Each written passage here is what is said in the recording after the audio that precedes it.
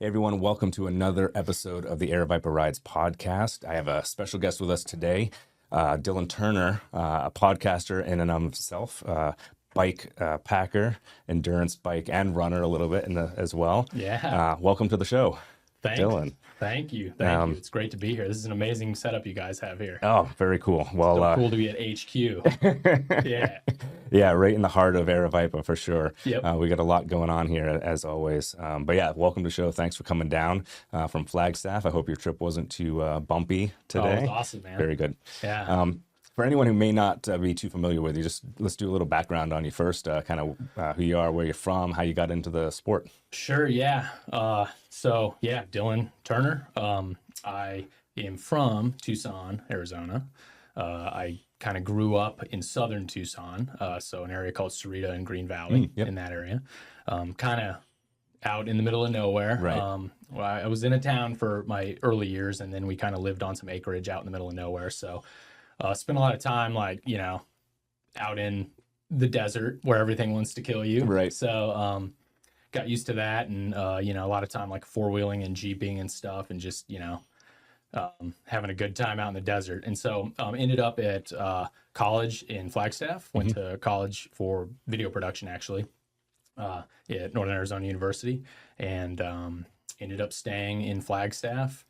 And slowly the Flagstaff lifestyle kind of crept in over time. My wife and I decided we were gonna choose lifestyle over paycheck at that time. Sure. And so as many of our friends from college left and got really nice paying jobs here in Phoenix, and they were buying nice cars and stuff, we were riding our bikes and sticking it out in Flagstaff, and playing disc golf, and just like Flagstaff is a place that you can be a kid forever. Yeah. I've heard it explained that way.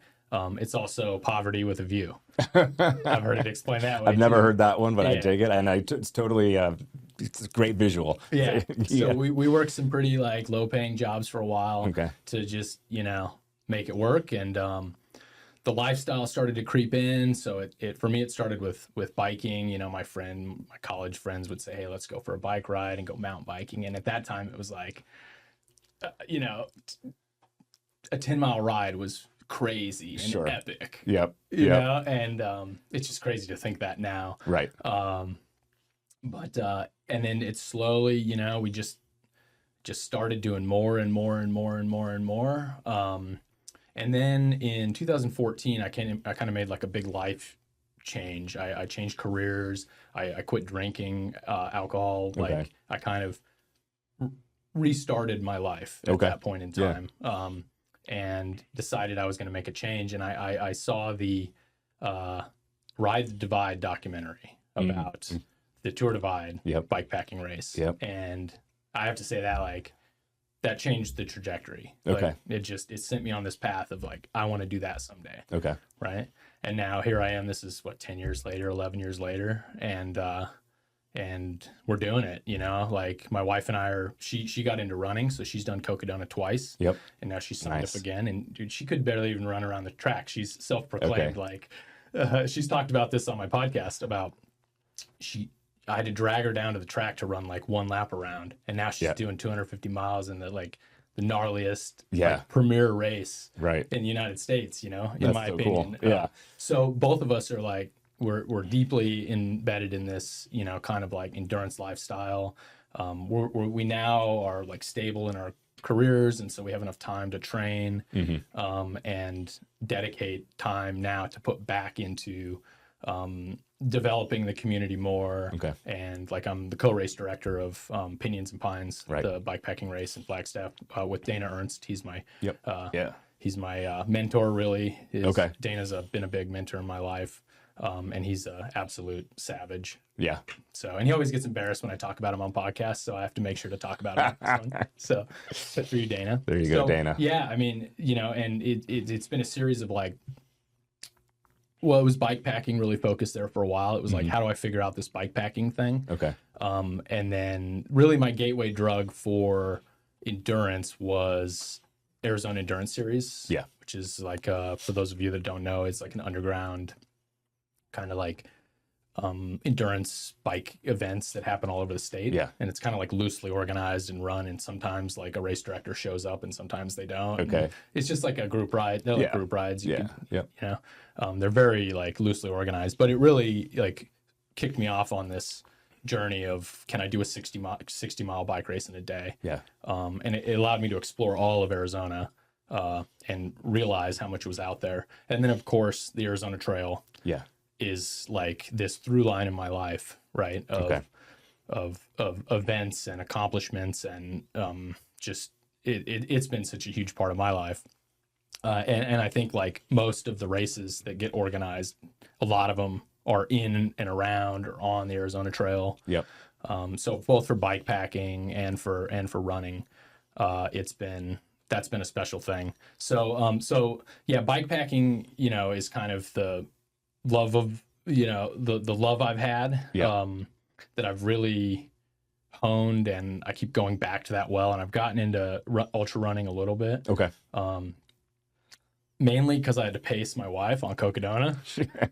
Because I had a feeling one of her pacers was going to drop. There you go. And it happened. Yep. So, you know.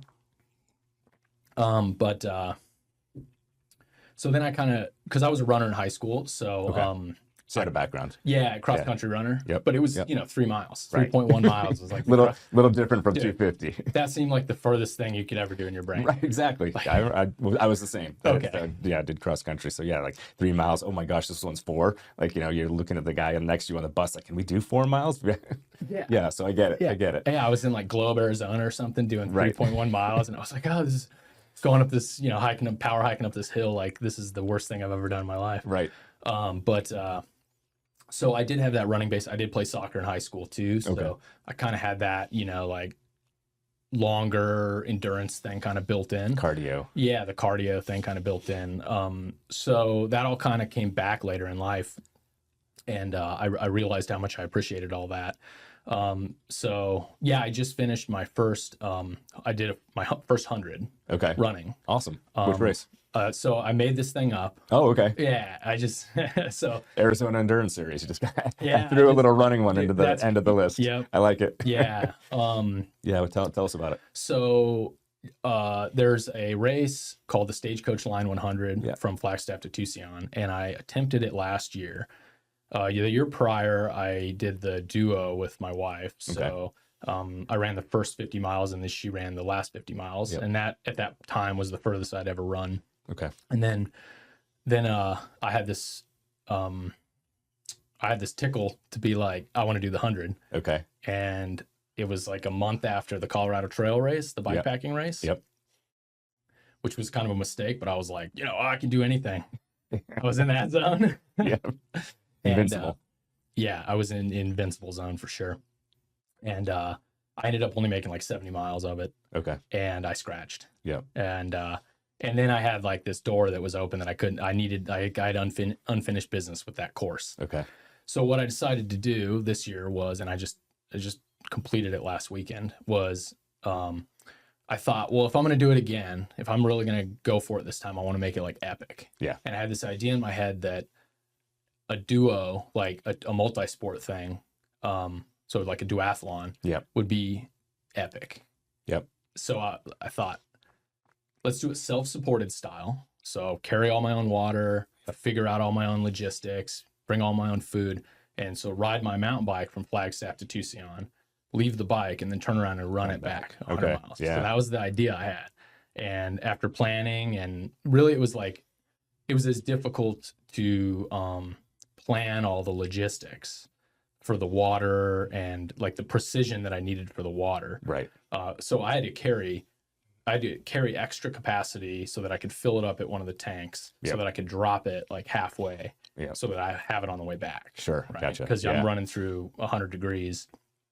And I just I'm just not that comfortable as a runner. I just don't know like how much distance I can cover with how much water I consume. This is all kind of a new thing for me. Yeah. And take a moment just for people who may not know, you know, so you're north of Flagstaff going towards the canyon, but you're not running through towns, right? There's no other true, you know, there's not a lot of communities where you can stop, you know, get water at Circle K, for right? resupply, yeah.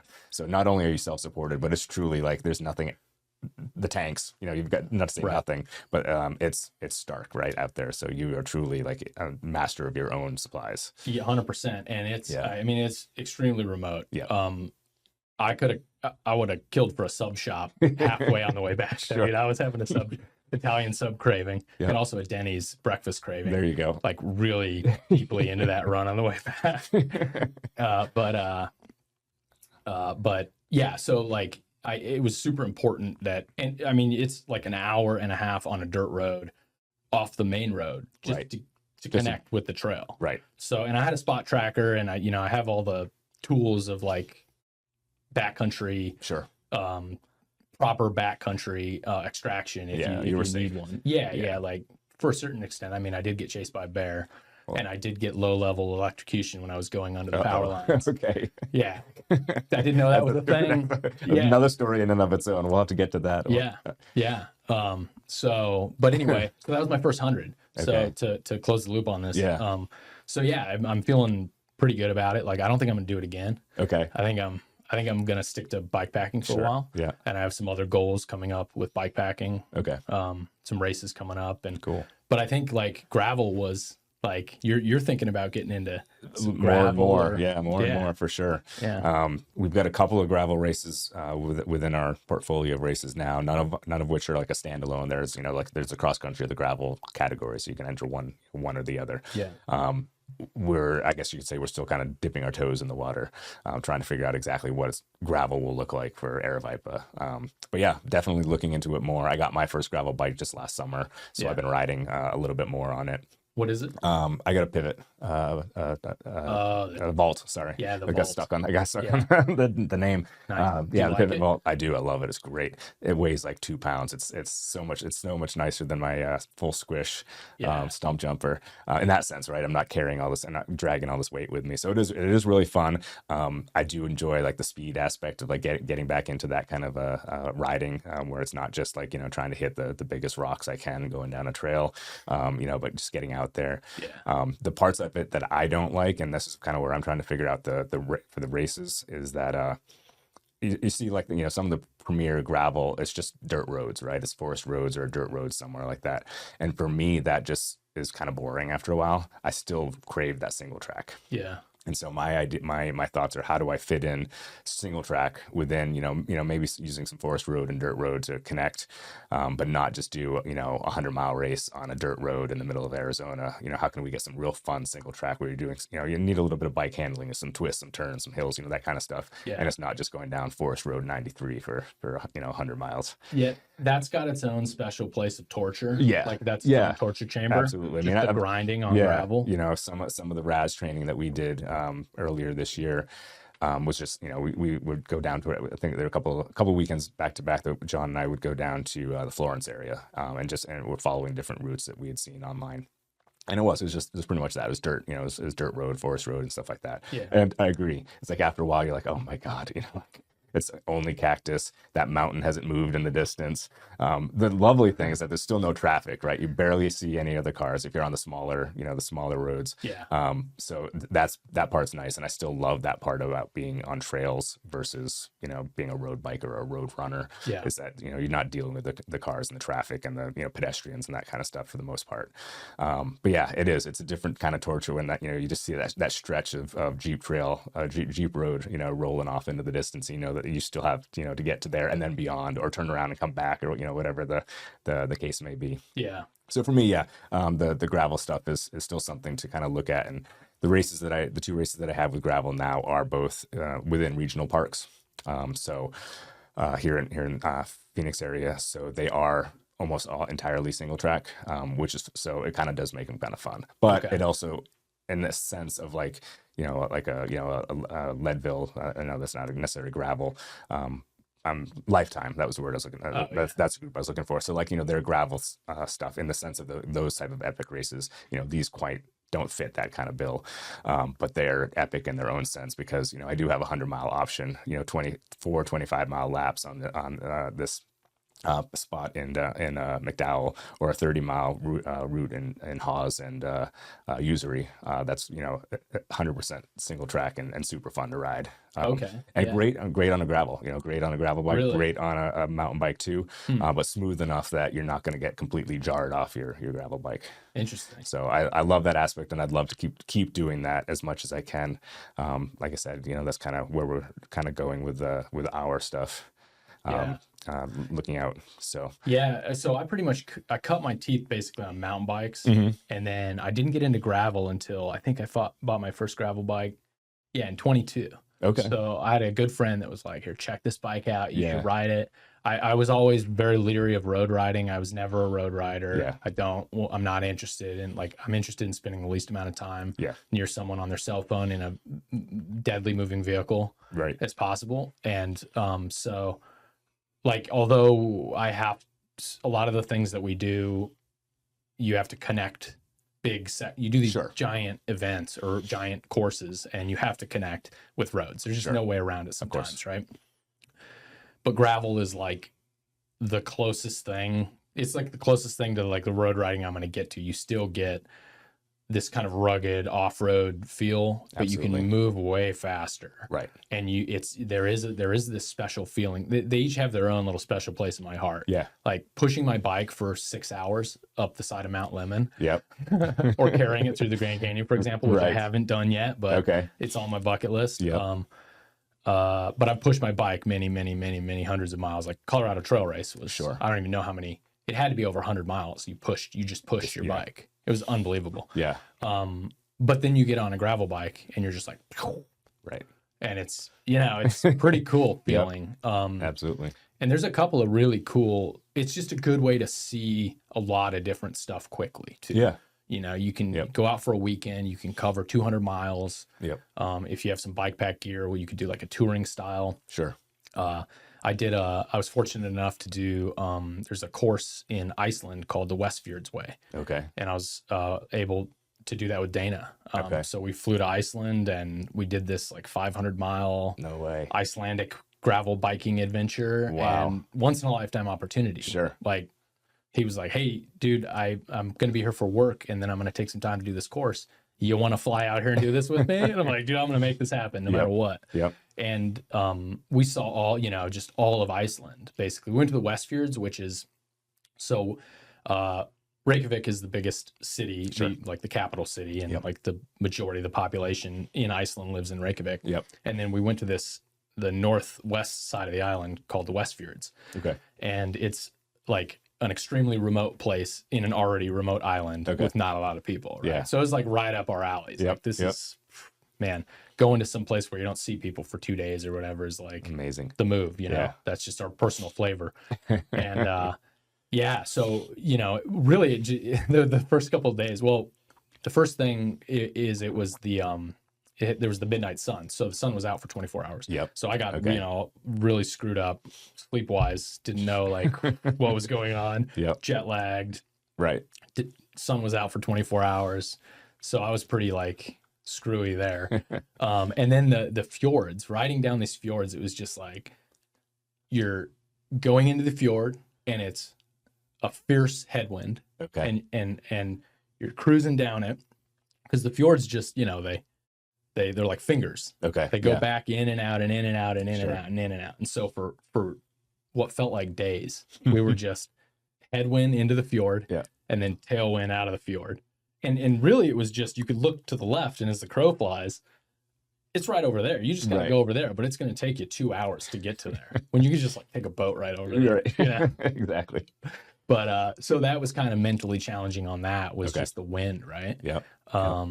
So, but the gravel bike thing was kind of new for me. Learning how to manage it a little differently than bike packing or single track endurance bike packing, Arizona Trail, Colorado Trail Race. You're off the bike a lot, you're pushing, you get back on, you ride. There's a lot of variability in the ride and a lot of upper body strength. I think more upper body strength is required for that kind of riding. Sure. Whereas gravel riding is more, if you can stay on the bike and just spin, right, you really don't need a whole lot of upper body strength for that. Right. It's really about like your glutes and your thighs and putting out wattage over time, right? Yep. So it kind of has this weird like I was just talking about this morning, this weird Venn diagram, like so like there's these ultra endurance races that are gravel, Sure. like Unbound XL, Yep. for example. That's probably like the premier Right. ultra endurance. If you know one, you know that one.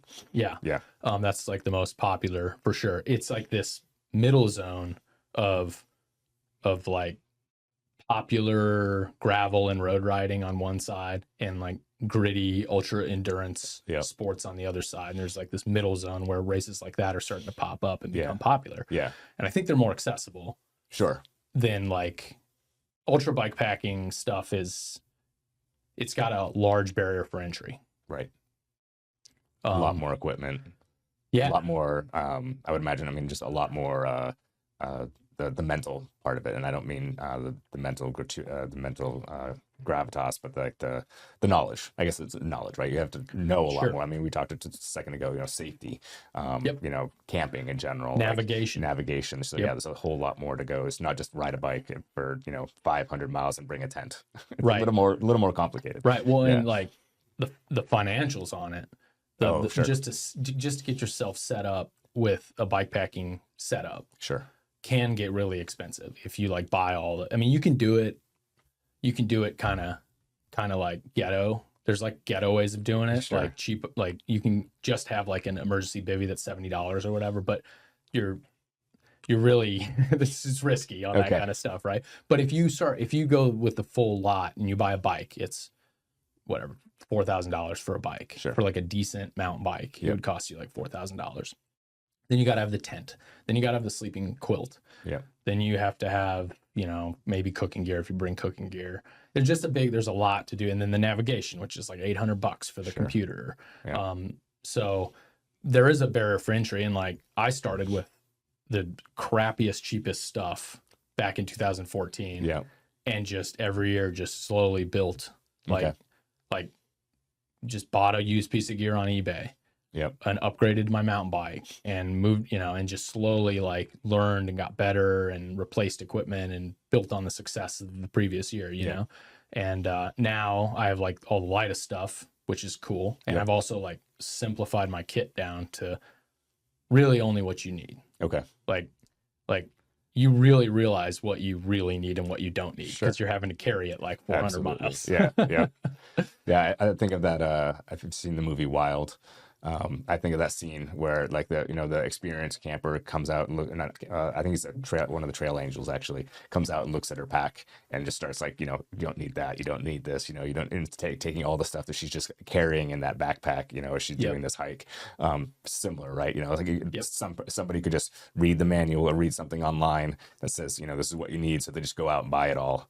And then it's the experience that is like, you know, cut out half of it. You don't need this, or you can do it with something else, you know, economy of space, you know, you can do two items. One item can do two things, that kind of thing. Totally. Yeah. And I used to get back from bikepacking trips because I would keep like a gear list. Yeah.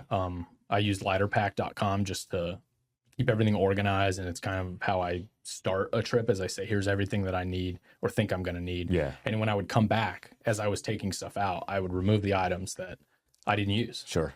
You know, you can't like take out bike tools and stuff that you may need that are critical to like keeping yourself moving. Right. Right. Yeah. Don't self-sabotage. Yeah. But there'd be other things where it's like, do I really need whatever this, this face wash, or can I just use like the gas station bathroom to wash my face? Right. And it was a lot of little things like that. Yep. Well, and I started to, I was a backpacker. My dad got me into backpacking when I was young. And I mean, our packs were like 45 pounds. Sure. I mean, they were everything. Yeah. We were like glamping, but before it did not feel thing. good. Yeah. Like walking that many miles. Yeah. You know, we could only move 12 miles in a day or something because we were carrying such big bags. Okay. And so when I first got into bikepacking, it was like, oh, you just take everything from that and you put it on your bike. Right. No, it's not how it works. I couldn't get enough bags for my bike to make all that work. Yep. And so then it was a process of editing. Okay. Yep. And it kind of like parlayed with my life of editing too. I started to edit things I didn't need in my life. Mm. So, the whole like minimalist movement, Sure. it kind of bit me. The bug bit me a little bit. Gotcha. Sure. And it was like, do I really need this in my life? Yeah. Like at my house? Yeah. Nah. Do I need this? Nah. And it kind of all at the same time, the philosophy of, what do I really need to have an experience here? Is this stuff just stuff? Right.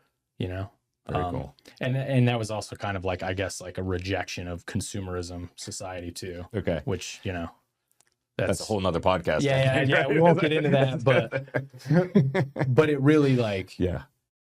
These things are special because they really reveal what you really need. Sure. Yeah. And usually it's just like a place to sleep, water, food. Yep. Like that's it. Basics. Real basics. And everything else goes away, including work problems and Yeah. family problems, and like all that stuff just dissolves out and becomes kind of secondary. Right.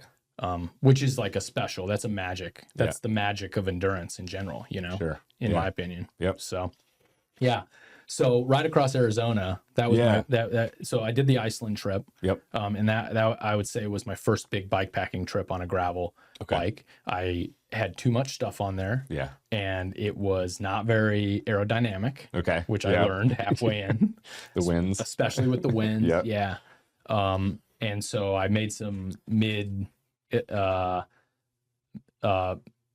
mid-ride changes on that and kind of got rid of some of the aerodynamic stuff and moved it a little bit better. I mean, I had like bags up on the fork, right, and I just was staring at them all day thinking how much they were slowing me down. Yep.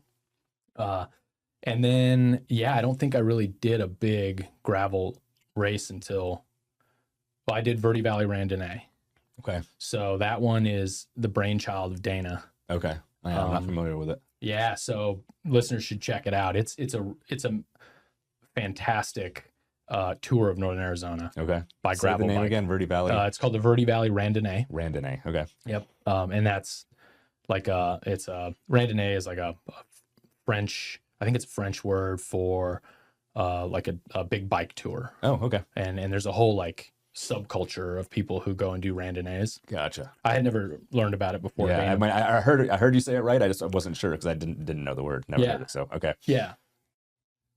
And so it I mean, if people can just Google it, it's amazing. I've done that multiple times. So it's a 250-mile loop. Okay. It starts and ends in Flagstaff. Okay. And it goes down through the Verde Valley, through Jerome. And then up like Stillman Lake. It's amazing. Wow. Yeah. And so I did that a couple times and was trying to get a sub 24-hour time on that, and just, like grinding my teeth trying to like knock that thing out. But what's difficult about that race is the elevation change and the temperature changes, because you could be below freezing in Flagstaff and over 100 degrees down in like the Verde and Jerome and stuff like that. Right. So that's a hard one to pack for. But if anybody wants to kind of dip their toes into endurance gravel racing, like self-supported gravel racing, that would be the event to do it on. Okay. Very cool. And then the big one was right across Arizona. Yeah. So shout out to Craig and Minnie. They're the organizers.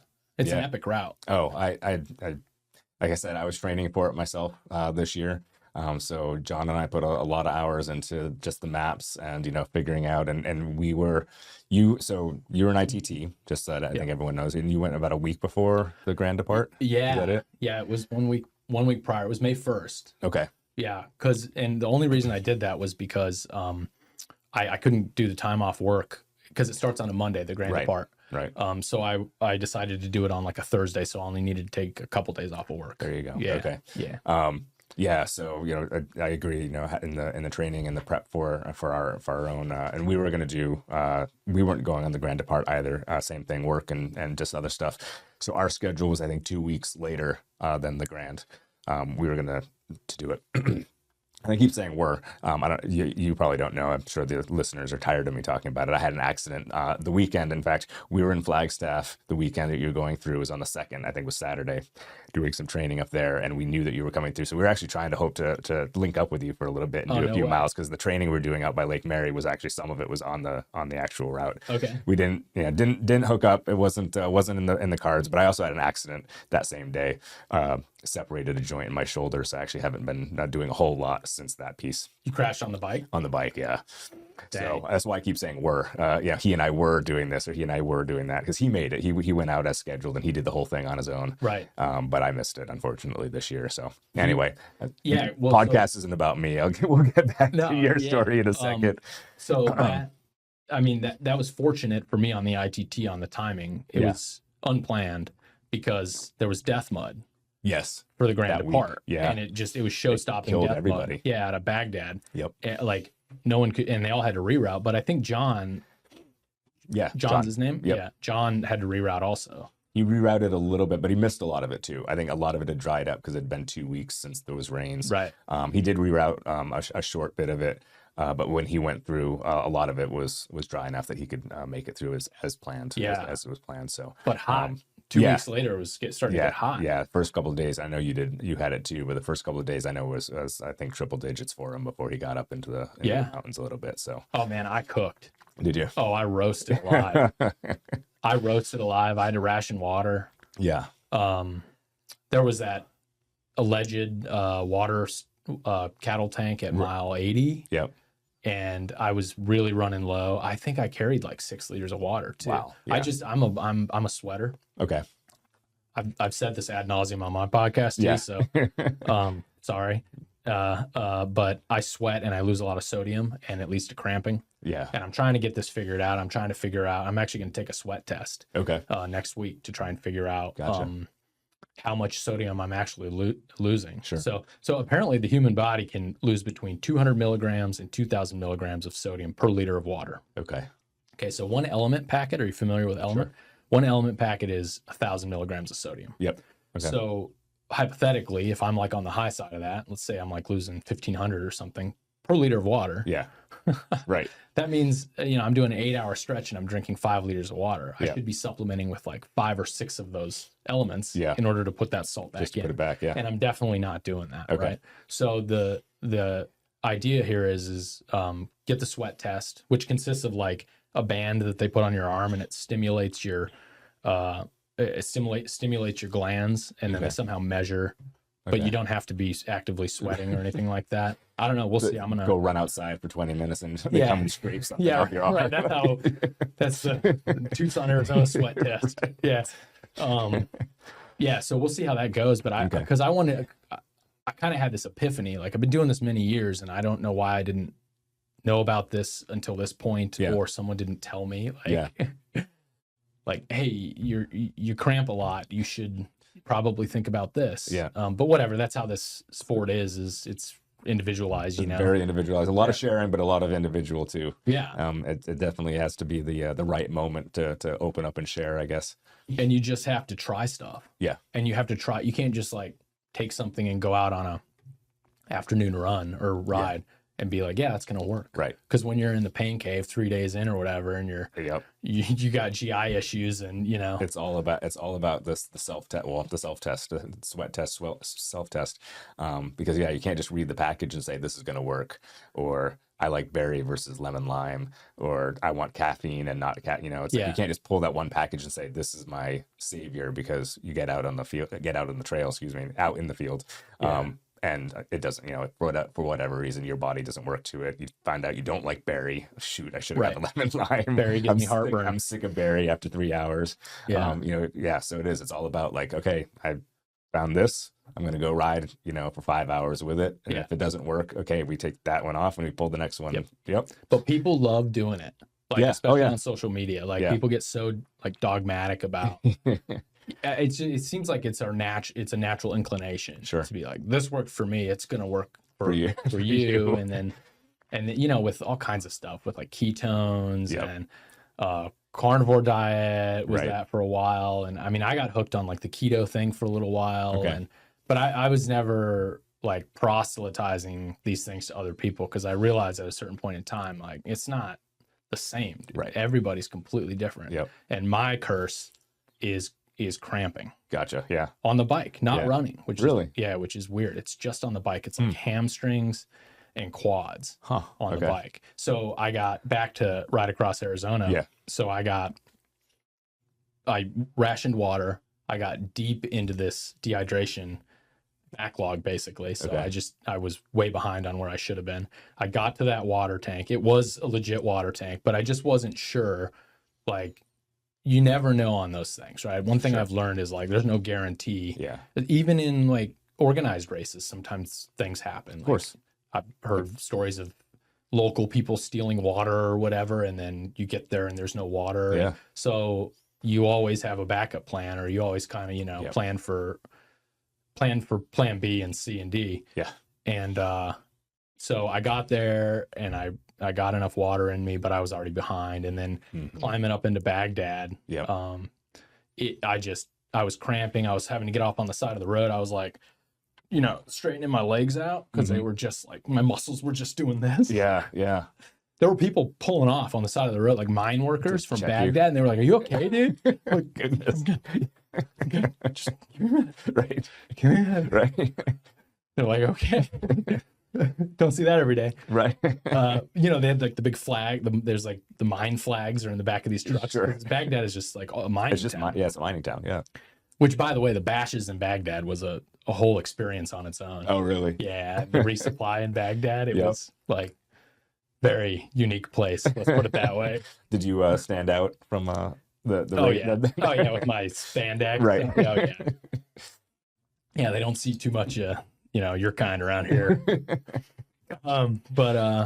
But yeah, I got lucky, because then after that, because there was a storm coming a few days later, and I was gonna miss all of that death mud in between Baghdad and Flagstaff, basically, Yep. or Seligman. Yeah.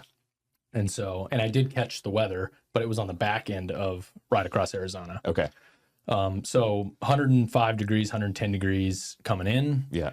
The Flagstaff stuff was amazing. It was like mixed. The weather was mixed. It was just on, the rain was on and then off and then on and then off. And I was putting my rain jacket on and off and on and off. Yeah. But I actually rode a mountain bike for a ride across Arizona. Okay. Yeah. So I rode my Specialized Epic Evo for that. Okay.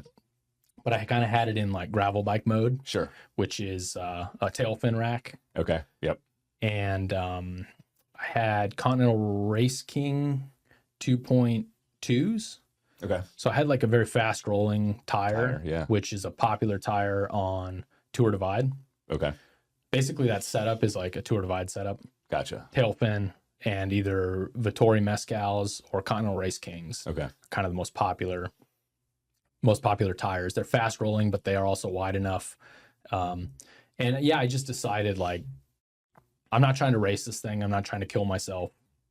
I want to go fast, Sure. but I want to do what I call fast touring. Okay. So, just because I'm not great at gravel stuff. Okay. I'm still learning how to do it, getting the muscles ready for it. And so, yeah, I mean, I think my biggest problem going through Flagstaff was like the idea that my house is right there. Yeah. The drive, Yeah. dude, that's a killer. That's a killer. I'll bet that. Yeah. I mean, that's what you're 300 miles in probably at that point. So Yeah. that's a good ride already, right? In and of itself. And like home is right there. Yeah. Yeah. Fortunately, I didn't go like right by my house, like Yeah. the park That next could to have my been house. difficult. It was like the other side of town. Okay. Yeah. So, but I was able to kind of compartmentalize it and just say like, there's just, I will be going through this. There is no stopping. Okay. There's no, Yeah. I hit the Circle K, Okay. ate, 6,000 calories or something. Yeah. Like, Did your wife come out to wave by? No. Or no, nothing. no, it was, my friend Tyler lives en route. So Okay. he happened to see me in his backyard and he Okay. said hi. Gotcha. But, in the spirit of self-supported, like you're not supposed to have anybody, Right. including, there's supposed to be very limited visits Sure. and unplanned. Yeah. That's the key is Sure. self-supported is supposed to be kind of like they call it trail magic. Are you Sure. familiar with this term? A little bit. Yeah. It's like unplanned help from strangers Right. sort Yeah. of thing. That's Yep. okay. This is like the ethos of ultra bike packing. Yeah. It's a weird compared to like a paid race where Right. it's all about community and Exactly. everybody's doing this together, and which has its own place, and For sure. they're just two very different things. Yeah. Yeah. So yeah, let me think about the next bit. Into Forest Lakes, I think was the next section. So Sure. from Flagstaff to Forest Lakes. Yep. I was running low on food at that point, and I needed to get food in Forest Lakes, but have you ever been there? Sure. Yeah. Not a whole lot. It's very small. Yeah, like I'd never been there. Yep. So I get the information on, I look up the information on when the place is closed, and I kind of formulate a plan, which was call the bar, have them make a pizza for me and leave it outside. Okay. So I can, so you can get it. yeah, I can at least pick that up and have some calories, you know? I ended up making it to Forest Lakes in time. Okay. They were closing. Yeah. But they got me a pizza, and Nice. dude, it was, oh yeah. I bet Like, it tasted great. Oh yeah. Especially Like your 'cause own version of the Scott Jurek story, right? Yep. Especially because I thought I wasn't going to make it. I thought I Sure. was going to have to go with what I had. Yeah. Because the next, I'd have to look at a map, but the next resupply it was a ways. So Right. It's almost it's Pine the end. Top. Yeah, I was gonna say about yeah, Sholo. Yeah. Yeah. There you go. So it was That's the next going to big be town. problematic Yeah. if I didn't get that pizza. So anyway, I hung out with like the Forest Lakes bar people for a little while, which was a podcast at the end of the night. At the end of the night too. So. which was 9:00. Yeah. Right. That was when they were closing, but they Okay. were all like loaded. Yep. Yep. So that was cool to get a little like small town Local flavor. Arizona local flavor. Yeah, put it politely. Eat my pizza and yeah. Yeah, it's funny when you roll into that stuff because you're kind of your executive functioning on your brain has stopped working Okay. because you've just been like pedaling and drinking and eating. Yeah. That's all you've been doing is like 3 core things Yeah. of survival. Shelter, eat, drink, pedal, Yep. or run. Yep. And you've been doing that for so long that you just like show up in a town and all these people are like, what? You're like a zoo animal, and you're just wrecked. Yep. And you don't know how to function. You don't know how to talk to them. You're trying to figure out math on how many calories you need for the next 2 days. Right.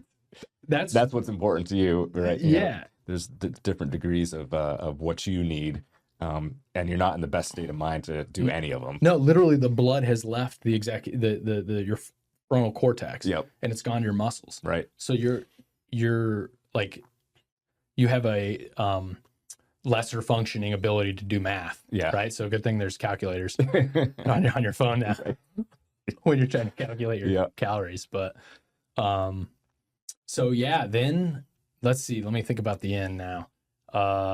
Forest Lakes. Oh yeah, Rim Road. Yeah. Rim Road was something special. Yeah. Have you been on it? Only in a car. Okay. Yeah. It's like God took all the river rocks from Phoenix, picked them all up, and deposited all the river rocks on kidding. Rim Road. Okay. It's the most bizarre thing. Huh. Because it's all these smooth river rocks in this high forested area. Yeah. Just so much different than like Flagstaff, Right. where it's all volcanic, sharp. Yep. Like metamorphic. I think they're metamorphic rocks. Okay. Yeah. And so It's a little tough going. it Tougher was, than expected for sure. yeah, and I'd been warned about that bit, and that's like why I brought the mountain bike, the full suspension mountain bike, because I was like, I could just rip this thing, you know. But I did sleep halfway on Rim Road. I did take a long sleep there, and when I woke up the next morning, it was like I had been kicked in the chest. Okay. It was bizarre. Like I felt like when I woke up, I was like, I'm gonna get to Pine Top and reassess here because like something's happening. Yeah. This isn't just like normal. Okay. This isn't normal bike packing like 4 days in feeling. And it didn't get much better, and it was starting to affect my breathing. Okay. So then I realized, well, I think it may have been related to I had gone through a controlled burn a day prior. Okay. And I think I inhaled some smoke that might have had something to do with it. Sure. Also, was the first time I'd ever been that long in aero bars Okay. in a very like Compact space. compact position. Yeah, I'm used to yeah. like mountain biking where you're out on the ends of the bars and you can take deep breaths, and Yep. so I'm pretty sure it was like diaphragm soreness or something like that. Okay. In hindsight. Makes sense. Now I did learn, fun fact, I did learn that I had camped like a quarter mile from the Travis Walton abduction site. Okay. You know what I'm talking Oh, yeah. about? Fire in the sky. Yeah, okay. Absolutely. Okay. Folks who don't know the story, Fire in the Sky. Yep. Travis was abducted by a UFO, allegedly. He was from Snowflake. They were like loggers. Yeah. Like him and his brothers. Yep. Or him and his friend. Well, I think one of his brothers. And they left him out there. Well, Right. he got hit by like a shock wave from this object. Okay. And they all freaked out and took off. They realized that he wasn't there, right? And then they went back. They felt Right. bad, and they went back to pick him up, and he was gone. Yep. Right. And then like 3 days later, he shows up back in town, naked. Well, the movie he's naked. Yeah. In real life, he wasn't naked. Okay. I did not know that part. Hollywood. Yeah, that was a Hollywood. That was Hollywood magic right there. We took his clothes off, made the story more interesting. Exactly. Yeah. So anyway, I learned after I had finished the route, I looked back at where I had camped that night, and I was like, dude, I slept like right by the Travis Walton abduction site. That's amazing. So maybe they abducted me. They went in through the mouth. Exactly. Took the other end. Yeah, because like poked around the diaphragm for a bit and then let you go. Because like the other end is so like 1990s. You know what I mean? Bed done. They don't do that anymore. They go in through the mouth. I gotta ask the question then: did you wake up naked, or were you clothed? Is that maybe? I guess real life is clothes, so that might be the expected answer. I did wake up, and there was something rustling off across the road. Okay. Like a big animal. Yeah. And so a lot of weird things were happening, dude, this night. I'm telling you. And I'm in my little bivvy, and I like as quickly as possible to look out at what that is. Sure. And just giant. It's a giant animal, and I can't really see very well, and big eyes. And I'm like, oh god, this is either an elk or a bear. Yeah. What's my move here? Right. If this is a bear, what's my move? I mean, I guess my move is like holler and scream and whatever. I'm kind of like stuck in this coffin thingy. Yeah. The moving isn't really an option at this point. Right. Yeah. But it turned out to be a wild horse. Oh, no kidding. Yeah. So apparently that whole section is all full of wild horses. Amazing. On Rim Road. That would be probably the most unexpected. It was not the answer. I mean, it wasn't what I was expecting you to say. I was like, what? Wild horse? That's pretty right. cool. Maybe that's how the aliens are communicating, though, through the wild horses on Rim Road. Right. Could be. I mean, yeah. So he was a scout. He was main group was behind him. When I got back, I still had these breathing problems, and it really affected like the last half of the course. Okay. Like I was struggling bad on the Eastern Arizona stuff. Okay. Yeah. Just having trouble getting oxygen in. I couldn't take a deep breath. Okay. It was problematic. And when I got back, I went to the doctor, and they basically were like, "You're fine. Why would you do something like this?" Right. That's like what my doctor told me. Yeah, most doctors, unfortunately. He's like, "What? And I'm like, "Is it a chest burster, doc? Did I get a chest burster? Can you do an x-ray?" And he's like, "What's a chest burster?" Right. I'm like, you haven't seen Alien? Seriously? Right. That was an interesting conversation with my doctor. Sure, yeah. I'm a new doctor now. This one's seen the movies. Yeah, that was a prereq. Excellent.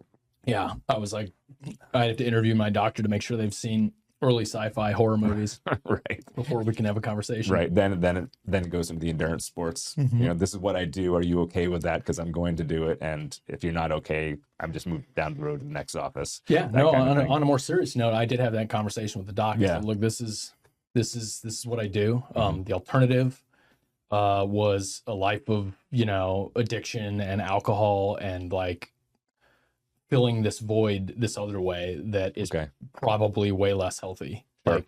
Like you might not think this is healthy. Yeah. These extremes, but like I don't feel like I don't have a middle ground. Like my programming there is no middle ground. It's extreme. Yeah.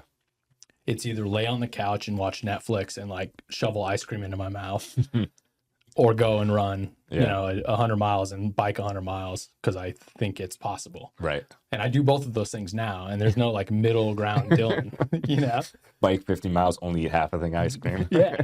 And that's half of why I do this is because Sure. I'm addicted to food and I love the eating part, right? Yeah.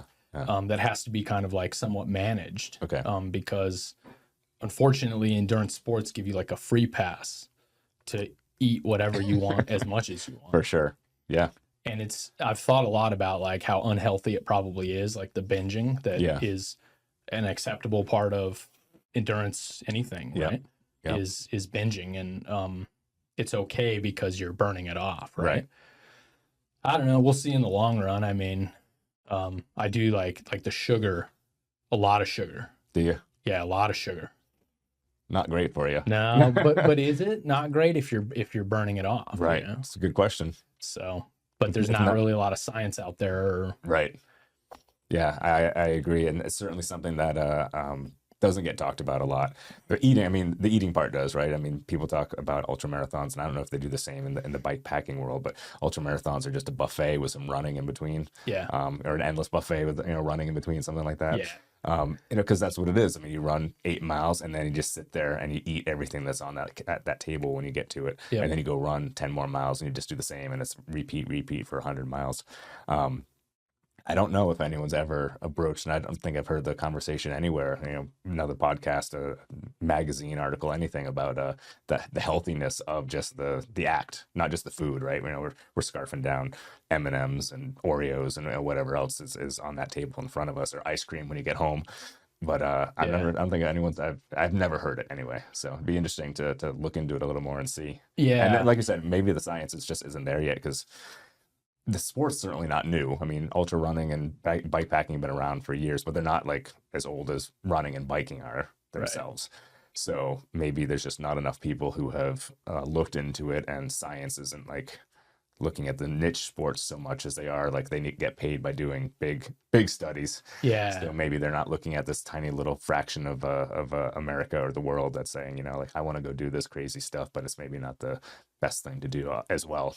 I don't think it is. I mean, I think the things that I do are not, they're glamorized. Sure. So a lot of the stuff is romanticized and glamorized on social media, right? And they are huge accomplishments, but I don't think it's healthy for sure. Like moderation is probably the healthiest thing. If you can learn how to moderate, like the Italian diet or the Mediterranean diet, right? Where they're just, some of those people smoke a little bit of cigarettes and they have like really healthy food and they eat fish and like they're not doing a lot of anything, they do a little bit of exercising and the extreme lifestyle that I'm a part of it's extreme for sure. And it's like, I don't think it's, I'm healthier than I could have been in that alternative path that I could have taken. For sure.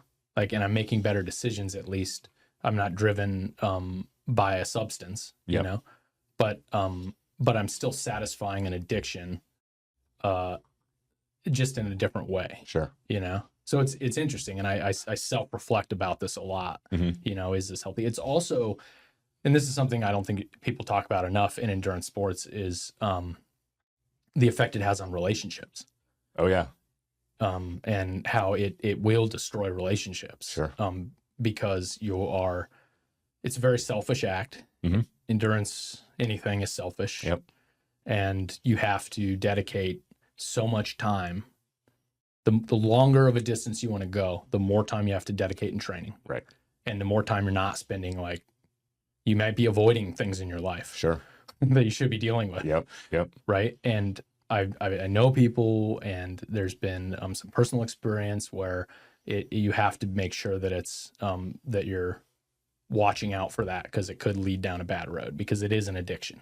Absolutely. So it could have a consequence, right? I think that's the definition of addiction, is once something has a serious consequence in your life, whatever the act is that you're doing, right? Yep. So it could easily be that, right? If it tears apart your family, or whatever. So yeah, I don't know. It's an interesting thing that we've gone down, And right now I'm kind of in the zone where I just turned 40, and I'm kind of like, I feel like I'm in my prime of what I'm going to do. Yep. And I have maybe 5 more years of really hitting this hard. Sure.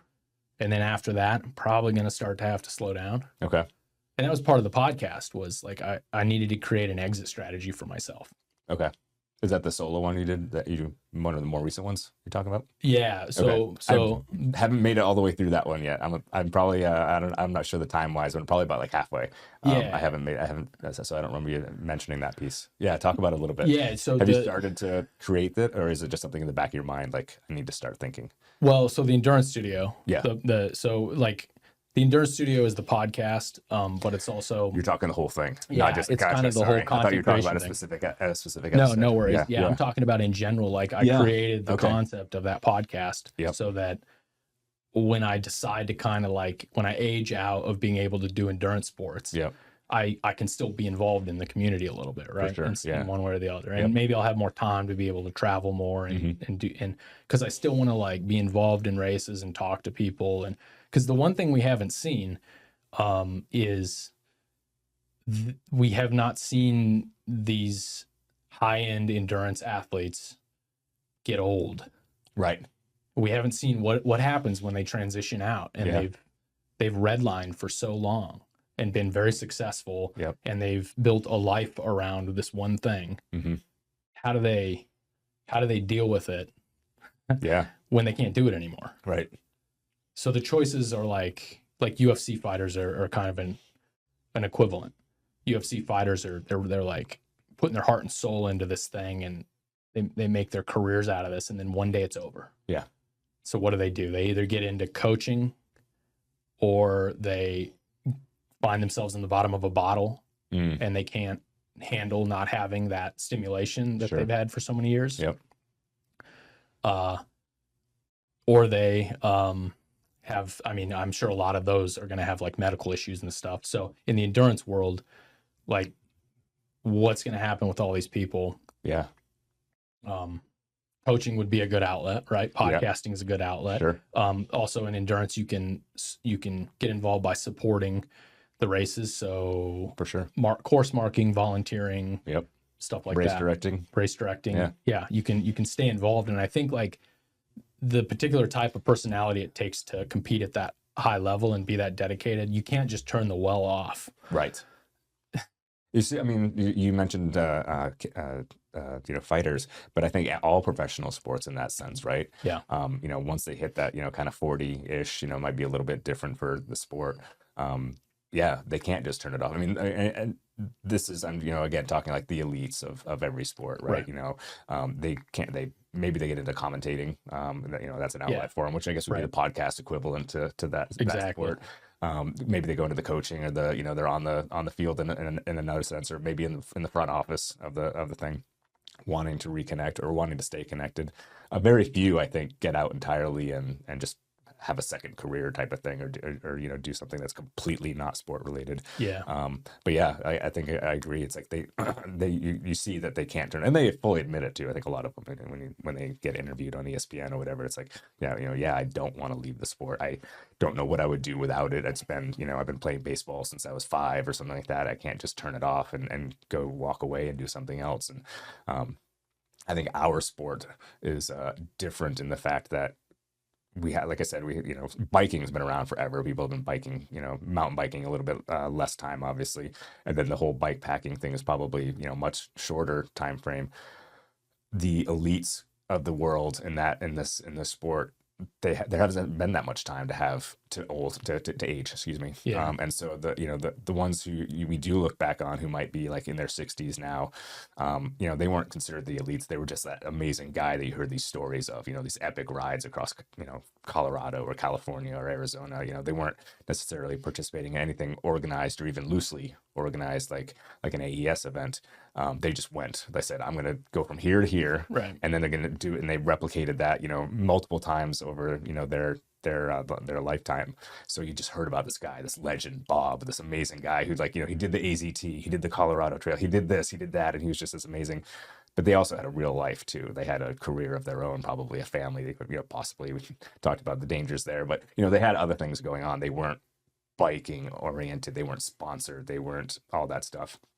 And so, not to take away from the activities, it wasn't their life in the such that a sponsored athlete is, I guess, these days. but they still did it. They still did it. And so, what did they, what do their legs look like? How are their knees? Have the doctors been right all this time and it's actually bad for your knees or it's bad for your hips? Or we don't know. And like, the ones that now we look at as like the elites because now there's money involved in some of the, at the highest level. So you can be sponsored and stuff like that. And that's all you do, right? You just bike, you get ready to go on these unbound, tours and hit every race in the US and Europe or whatnot. These guys are still at their oldest, or probably, you're my age, they're probably 40 to 50. They're not quite old enough to know what is going to happen. We don't really have the data yet because they haven't quite got, they maybe have crossed that hill. They may not be in the sport as much anymore and competing, but they're not at that point where they're deteriorating. And we can kind of see like, what is it going to look like on the other side when we finally have to stop and like, are my hips destroyed for the rest of my life because I spent too much time in the saddle? Yeah. It's an interesting topic. Again, another one I probably never really thought of because I'm not hitting, I mean, I'm a little older than you are, but I don't feel like I'm hitting that part where I'm breaking down. I understand certainly as I've aged, things have changed and I'm not as fast as I used to be and not as anything as I used to be. Yeah. But I don't feel like, I'm at that point where like I can't get on the bike or I can't go for a run and stuff like that. I can, as long as my day is a normal day, I can get up and go and there's nothing stopping me and my physically that's making me do that. So I guess I haven't thought about it personally and extrapolate it to outside, but it's a interesting topic to continue. I think it's worse to sit on the couch. Oh, for sure. Absolutely. Like your body's going to deteriorate more if all you do is sit around and watch Judge Judy all day. Yeah. You know what I mean? Like, because your body is going to rise to the occasion of what you ask of it. Absolutely. And like, I would rather be the guy that is old and decrepit because I had all of this cool shit that I did. Yeah. Epic adventures where I have all these cool stories. And my hips hurt a little bit and my knees a little messed up, right? I'd rather be that than I didn't do anything. Right. And I made excuses and didn't I just sat around. The body just withered over time. Yeah, it just withered and deteriorated. Nah, I'd rather like James Dean it right now. You know what I mean? Like, let's go. Absolutely. Let's go, dude. Great reference. Because the highs are just too high. I mean, for me personally, like the experiences they are no drug or alcohol can even come close to the experiences of multi-day sleep deprivation, not knowing where you're going to get your water from, and then that the feeling of getting that water, or just those basic things. Yeah, it's tapping into something so like primal that I think that's why people love it. Sure. Right. I think that's why like this is the golden age of ultras. Yeah. It really feels that way. Yeah. Like, and you guys are capitalizing on that success and also providing these experiences to people. We're doing all right. Yeah. You're able to organize it in a way that you can extend it to the most amount of people as possible, right? Sure. So that they can all experience that thing. Yeah. So, which is so special, like organizing Pinions and Pines, watching those people come back in after they've had this like journey of self-discovery and just overcoming, like they've unlocked new levels of themselves. Right. That's how I see it. Right. And to provide that experience to someone, like kind of sadistically. Yeah. Like we strive for a 50% finish rate. Okay. On Pinions. Gotcha. Yeah. Because if it's higher than 50%, it's not hard enough. Okay. And so it's kind of a cat and mouse game. Sure. Like people get better and then we make it harder. And then people get better and we make it harder. Yeah. And it's fun. Being on the other side of it, like you are, I don't, not maybe to that extreme with your mountain bike races, but you're still providing an experience to people of maybe something they thought they couldn't finish. Sure. Absolutely. And that's just as powerful as finishing a 50-mile mountain bike ride is just as powerful as a 200-mile mountain bike ride or whatever, right? For someone, their self-confidence and their ability to understand that they can push through and be better for themselves, For sure. Yeah. So it's special, man. I see it all the time. And I think one of the reasons, you said kind of the experience, giving the experience to the racer is, one of the reasons why we offer it. So I'll back up a quick second. Bigger, I guess you go, sanctioned races, that we throw on both the running and the biking side. In this space, I think people look for the same, right? They want to do it 1 year and they want to do it again the next year, get better, faster, whatever it is. Interesting. I want to climb that hill. I didn't make it up the hill. I want to be able to climb the hill the next year. So they're kind of looking for it to be, not to say cookie cutter, but they want that same experience at that same race. And every race could be different. So you get the different experiences, at a different location. Mm-hmm. But when you come back to that location you were at last year, we want to do that same circuit, whatever it might be, and be better, right? Even if it's just by a minute, I bested my time by a minute over last year. And then you offer the different distances, from a 5K to a 50 or 100 mile, because there's everybody, and things in between, because everybody's got a different level of what they can accomplish or what they even want to accomplish. And so you've got a 5K for someone who, knows that they can do 3.1 miles and that's all they want to do, maybe, or just what they can do right now. Maybe they come back next year to do the 10 or the 15, whatever's on the option. But they also have that 100-miler for that guy or girl who's already at that point and like, I'm going to do 100 and whatnot. So offering that experience. My feeling is just a gut feeling. It would be like if we did something, like what you're talking about, we're like, oh, our finish rate is like 75%, and usually it's hard, ours are a little bit usually higher than that, but if we're getting up into unacceptable ranges, we can't make it harder, because then someone's going to come back and be like, why did you add in this, why'd you add in this loop? That's, it's all choppy, it's a climb, it's a technical climb, that takes away from the experience, or it takes away from, like, now I can't best my time from last year because it's a different course, and now I have to kind of set my own new base level. So I think, you've got something special on the side of Pinions, where it's like, but that's the idea behind it. You're not necessarily out there to offer the exact same experience every year. Right. Do you change your course also just sometimes to change it, or based on maybe feedback, just this part wasn't enjoyable at all, or that kind of thing, or like you find a new way to connect to things that's like, this is so much cooler, whether it adds the difficulty aspect, it's just, a better fun experience. Do you do that as well? Yeah. So that was really Dana's original concept was, I want to change this course every year. Yeah. And, he did it for a couple reasons. One was, he wanted a reason to have, a mission to go scout things and to go, like, it's a great part of this job, this aspect of the job. Yeah, learn about forest roads and be like, I think this will go, but I have to go ground proof it and figure it out and make sure. And so, in the byproduct of that is we have this like vast understanding now and now I kind of like we kind of share the duties of ground proofing stuff as we're planning the race.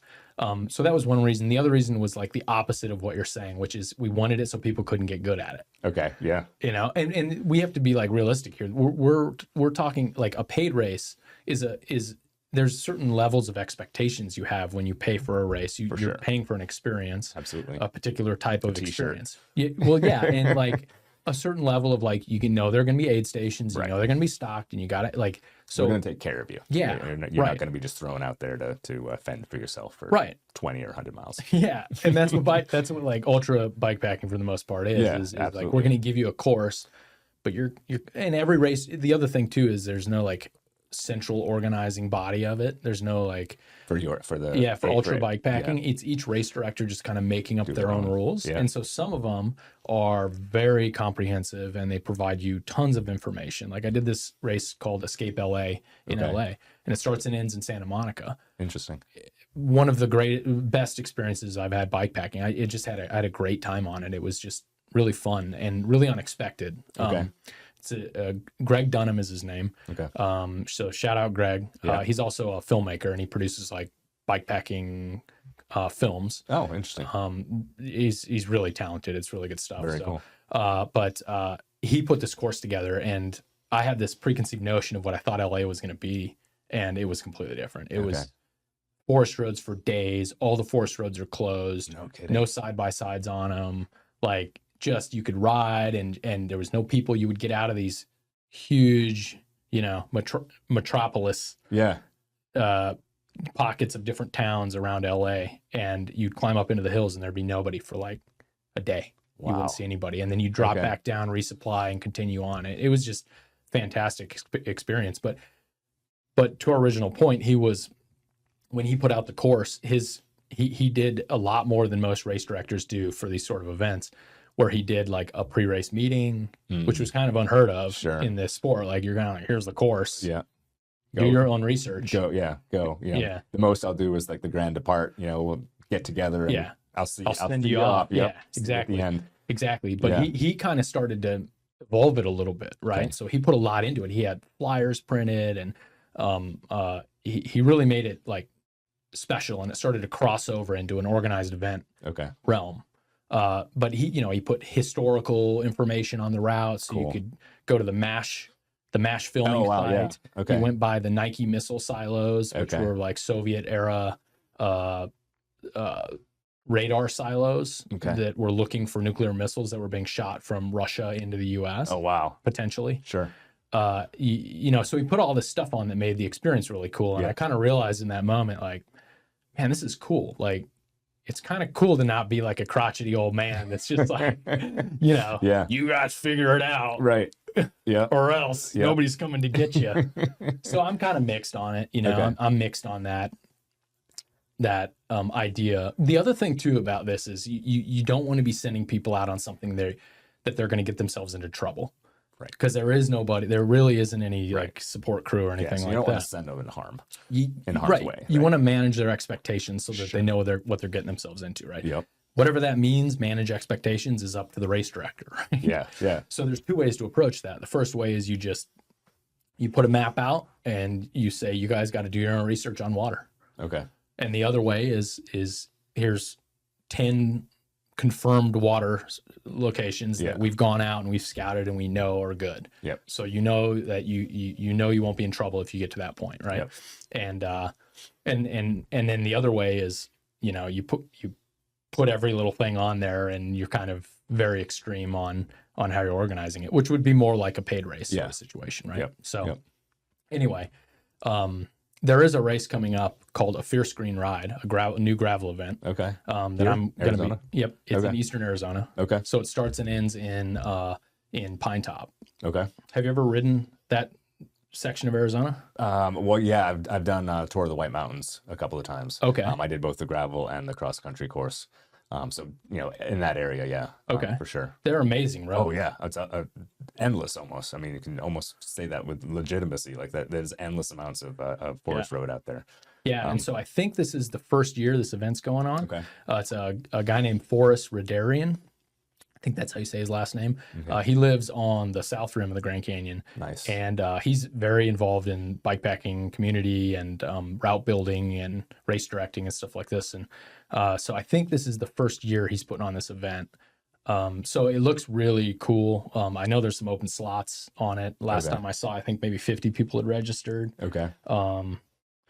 Yeah, I'm going to be giving it a shot, like actually I'm going to give a good full attempt at this gravel race. Like Okay. no sleep, ultralight, Gotcha. trying to do well on it. Tell us a little bit just about what's how long. Like Yeah, it's 400 miles. Okay. I think there's two courses. One's 100 miles, one's 400 miles. Okay. There's this, I think it's called Greer Lakes Loop is the 100-mile Okay. course.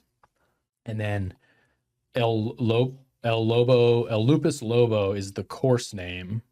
And the event is called a Fierce Green Ride, Gotcha. which it's in reference for like the wolf population. Yeah. There, which is kind of, exciting Sure. and dangerous. It's like wolves Yeah. versus lions or bears. Right.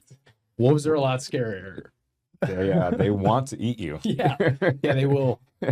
They'll work together. Yeah, yes. To eat you. Yeah, exactly. They're not loners as the others will be. And the others don't necessarily want to eat you. They're just, sometimes it's just a bad time. Most of the time, Right. you don't even see that they were there. Right. But yeah, wolves will come back and they'll come bring their friends. Yep. So that's what's so exciting about this. Very cool. Because there's it's the Mexican gray wolf repopulation effort in Eastern Arizona that has been happening. But anyway, that whole area, they call it the Alps of Arizona. I've heard that. Yeah. It's incredible, dude. Yep. The riding is incredible. Like Yep. I encourage anyone that wants an incredible gravel experience in Arizona. Yeah. Go to Eastern Arizona. That whole area, the Blue River, Hannigan Meadow, Alpine, Arizona. Yep. It's amazing. It's amazing cool. riding. Now, when I was there for part of this like intersects with Raz. Sure. When I finished Raz to go back to the end of Ride Across Arizona, Right. I was in a blizzard for the Alpine section. No kidding. Yeah, dude, like full blizzard, full rain gear, Wow. spraying me in the face. Yep. I'm just trying to like hold on and grit through it. And so I went in like 4 days time, and this is Arizona. This is classic Arizona. Yeah. 4 days time, you go from 110 degrees, dying in the desert, Right. to blizzard. Right. Can't see. Wish you had windshield wipers for your glasses. You know. Yeah. And not unheard of. I mean, that part of Arizona gets winter weather for sure. Yeah. Again, for anyone who's listening and watching and not familiar, not necessarily in May. Kind of a later time of year. Yeah. Not that weather's unpredictable up there anyway, because you are in the mountains, so you can get it. You get pretty much anything anytime. But again, it's not December, it's May, and it's you were again in 110 just 3 days, 4 days earlier, so you're not expecting to go from that into full on. I can't see it in front of my face. Yeah, the last night everything froze, so my camp got below 30 degrees. Wow. All my water filter froze. All my bottles were frozen. Goodness. I was like, dude, I've had enough of this. I've had enough of this nonsense. Like, I'm gonna finish today. Yeah. I actually I was feeling so bad that I ended up sleeping for like 7 or 8 hours at the end. Okay. Because I was worked, and I was like, I can't push through to the end here. And then at the very, very end, you drop down into this place called the Blue River. Yeah. Which is just amazing. Gorgeous. Also. Yeah. And there's like a community down there, and it's real. Like this whole part of Arizona is very, very rural.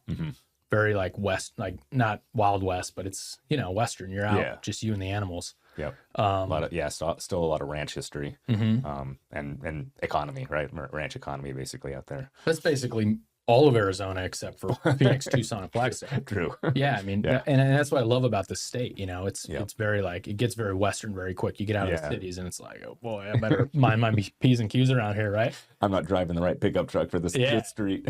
Everybody's armed. I mean, it's a lot like Texas in that like. Everybody outside of the cities are armed, and it regulates itself a little bit, Yep. So, and I love that about Arizona. Dude, growing up where I did, I love that. I wouldn't change a thing. So yeah, the last day, everything froze. It was a blizzard. I dropped down into the Blue, so it's just white out blizzard. And my dad's gonna meet me at the finish because it's the middle of nowhere. Right. Like that's I've been there. I met John there when he finished. Okay. So it was my first and only time there. But yeah, I mean it's just a line, Arizona on one side, New Mexico on the other, but you're still just on this road, right? The road just keeps going. Yep. Actually, I think it loops back around towards Alpine a little bit again. Yeah. It doesn't just go straight into New Mexico. But yeah, I mean, like it's literally a line on the road where it's like this is your end. Yeah. And I believe I've heard in the past, because I think it's about 20 miles back to Alpine. Some people will do that, right? They hit the end, they finish, turn off their Garmin, whatever, and then they ride 20 more miles to get to the hotel that they booked for the night to crash in.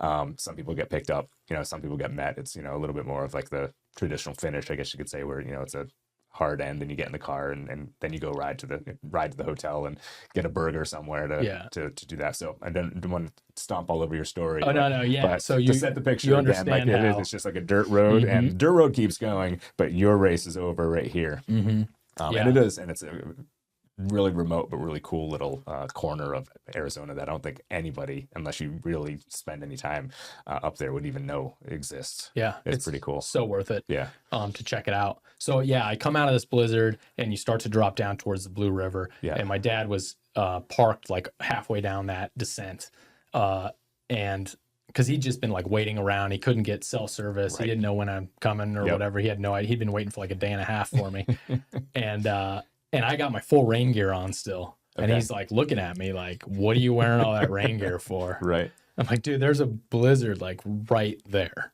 Like you can see the blizzard behind me. Sure. Right? But the microclimates in Arizona amazing. They're so amazing. Like I had just come out of this full blizzard and now it's like sunny blue skies. Right. And my dad can't, understand. It's all 80 again, right? 80 or 90. Yeah. Like, yeah. Yeah. I'm like, all right, fine. I'll take the rain gear off here, Dad. Right. So, but that was kind of the story of Raz for me, was just rain gear on, rain gear off. I got more weather on that than infamously Colorado Trail Race is, extreme for weather. Like, for sure. I panicked for months leading into Colorado Trail Race about lightning storms and weather. Yep.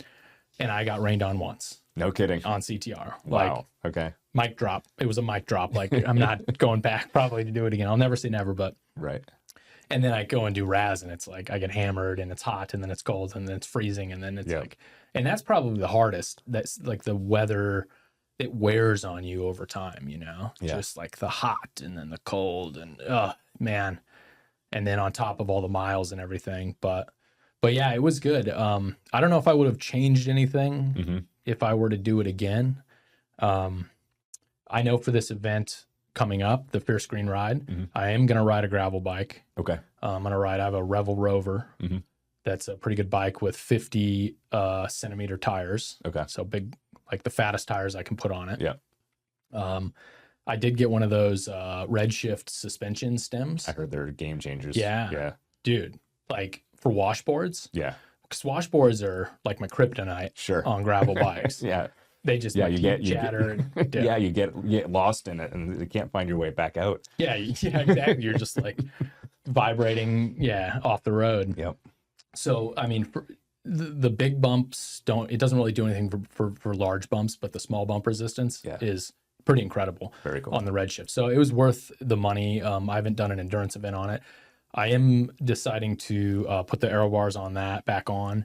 But I'm going to train in the aero bars this time around and try to avoid the chest problems and the breathing problems and really like try to spend time actively managing my breathing. Okay. Because there's like shallow breathing and there's like belly breathing. Yeah. Yeah. I don't know much about this, so maybe you know more than me, but I think the belly breathing, like these large deep breaths where you feel like you're really pushing your belly out and in, are really good while you're doing these events. Makes sense. I know it more through like music. Oh, okay. Played saxophone a little bit growing up, and so learning to manage breathing from that sense. Never thought about it much for the running. I certainly breath management, for running and biking, but I've never thought about specifically shallow versus larger or whatnot. But again, I think it makes sense. I certainly, in my own personal, I would say, if I'm getting ready, like just before I take off, a couple of big breaths, definitely helps kind of set the tones, set the mood almost. Yeah. And then it's kind of like just breath management throughout. Yeah. Yeah. So what does breath management mean? Probably different to everybody, right? For me, I mean, I want to maintain wherever I'm at. If I'm, again, running, biking, whatever, hiking, whatever I'm doing, it's being able to, I mean, unless I'm like in a full-in race, and even when I'm in a race, I'm not winning anything. I've never won. Never. I won one race. I can't say never. Congratulations. But, thank you. I was in high school. All right. But you got one. Yeah. But I'm not at the top. Right. So for me, it's more like, it's just, I want to make sure that I don't want to be like that guy who's gasping. I'm not going to do it here because of the mic, and everybody will turn off the podcast immediately because I'll like shatter their speakers.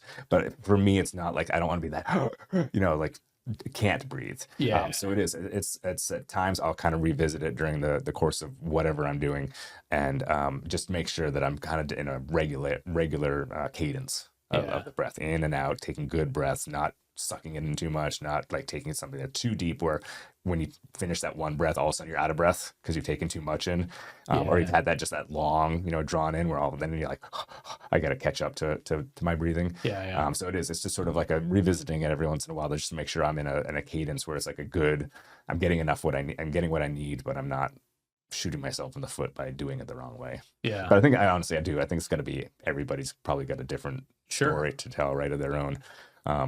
So, I don't think big deep breaths are bad. No, not at all. Breaths, right?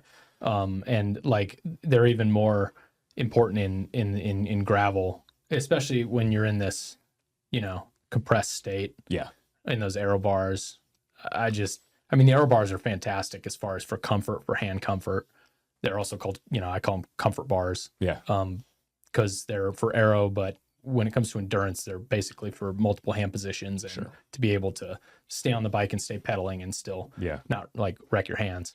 But I'm just going to try and be more intentional about the breathing. I think we'll see what happens there, and train up to that. I'm going to spend I'm actually going to do some programming, like I use ChatGPT to program stuff now for me. Yeah. Because I'm too cheap to get a coach.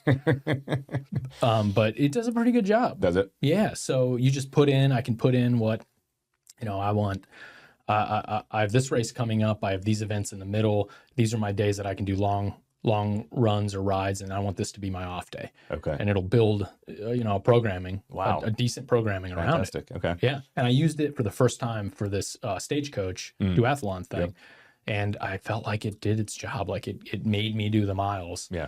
And I'm a little more of a free spirit when it comes to that stuff. I'm not a fan of regimented training. Right. But I kind of liked it this time around. Okay. So I'm going to try it for the biking. Cool. And see how it goes with Raz. With Fierce Green Ride. Sure. I'm probably not, I don't know. We'll see how it ends up. I'm going to try and do well, but there's going to be some probably other killers on the gravel bikes. Right. I'm by no means like the tip of the spear on the gravel bike scene. Like Dana, there's a podcast I did with Dana because he has the Ride Across Arizona FKT. Is that okay? Yeah. So if anybody listening, go check that one out. Dana Ernst. It's right after he set the FKT on Raz. Okay. And I don't want to spoil it, but he had some mental things happen. Okay. Emotionally, mental, some splits. Let's call them splits for now. Gotcha. So you can listen to the podcast, but it's heavy. Like I was like concerned for him for a minute. Oh, okay. Because he pushed himself to an extreme that not a lot of people push themselves to. Right. And he earned that FKT, but I don't know at what cost. Okay. Like he's okay now, but like during the race, there was some wild stuff that happened with him in between his ears. What's his time? What's the FKT time? Oh, I'd have to look it up, man. It's unbelievably ridiculously fast. It's like just under 2 days or something. I was gonna Unbelievable. say, I thought it was around 2 days, but I wasn't 100%. It's so wild. Yeah. Like, mine took 6 days or 5 days. Yeah. And I was just looking at his time, like, how is it even possible? Right. He's a machine. Yeah. And there's a few others. Dexter Copas is a guy from Tucson, and he runs the Southern Arizona Ultra Endurance Race, I think is what it's called. Okay. So it's another one of these like underground bikepacking type races. Yeah. But these are like, there's these group of people who have gotten extremely good at this one discipline.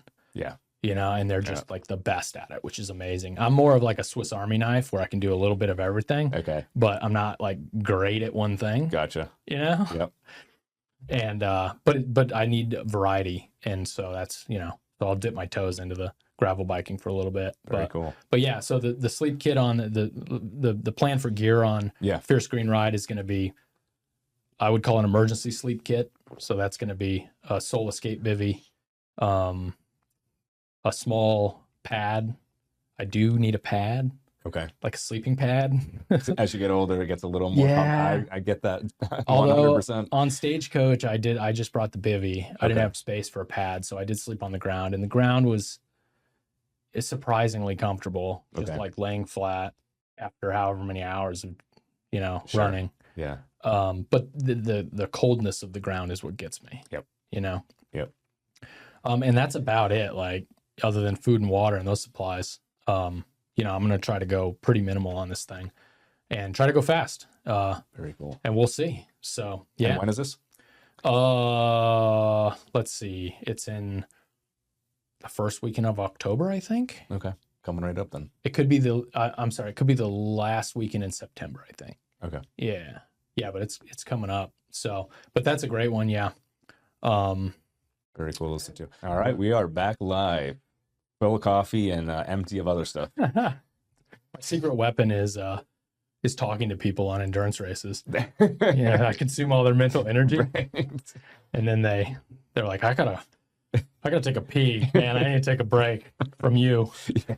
It's genetic. I can't help it. Get some space. Awesome.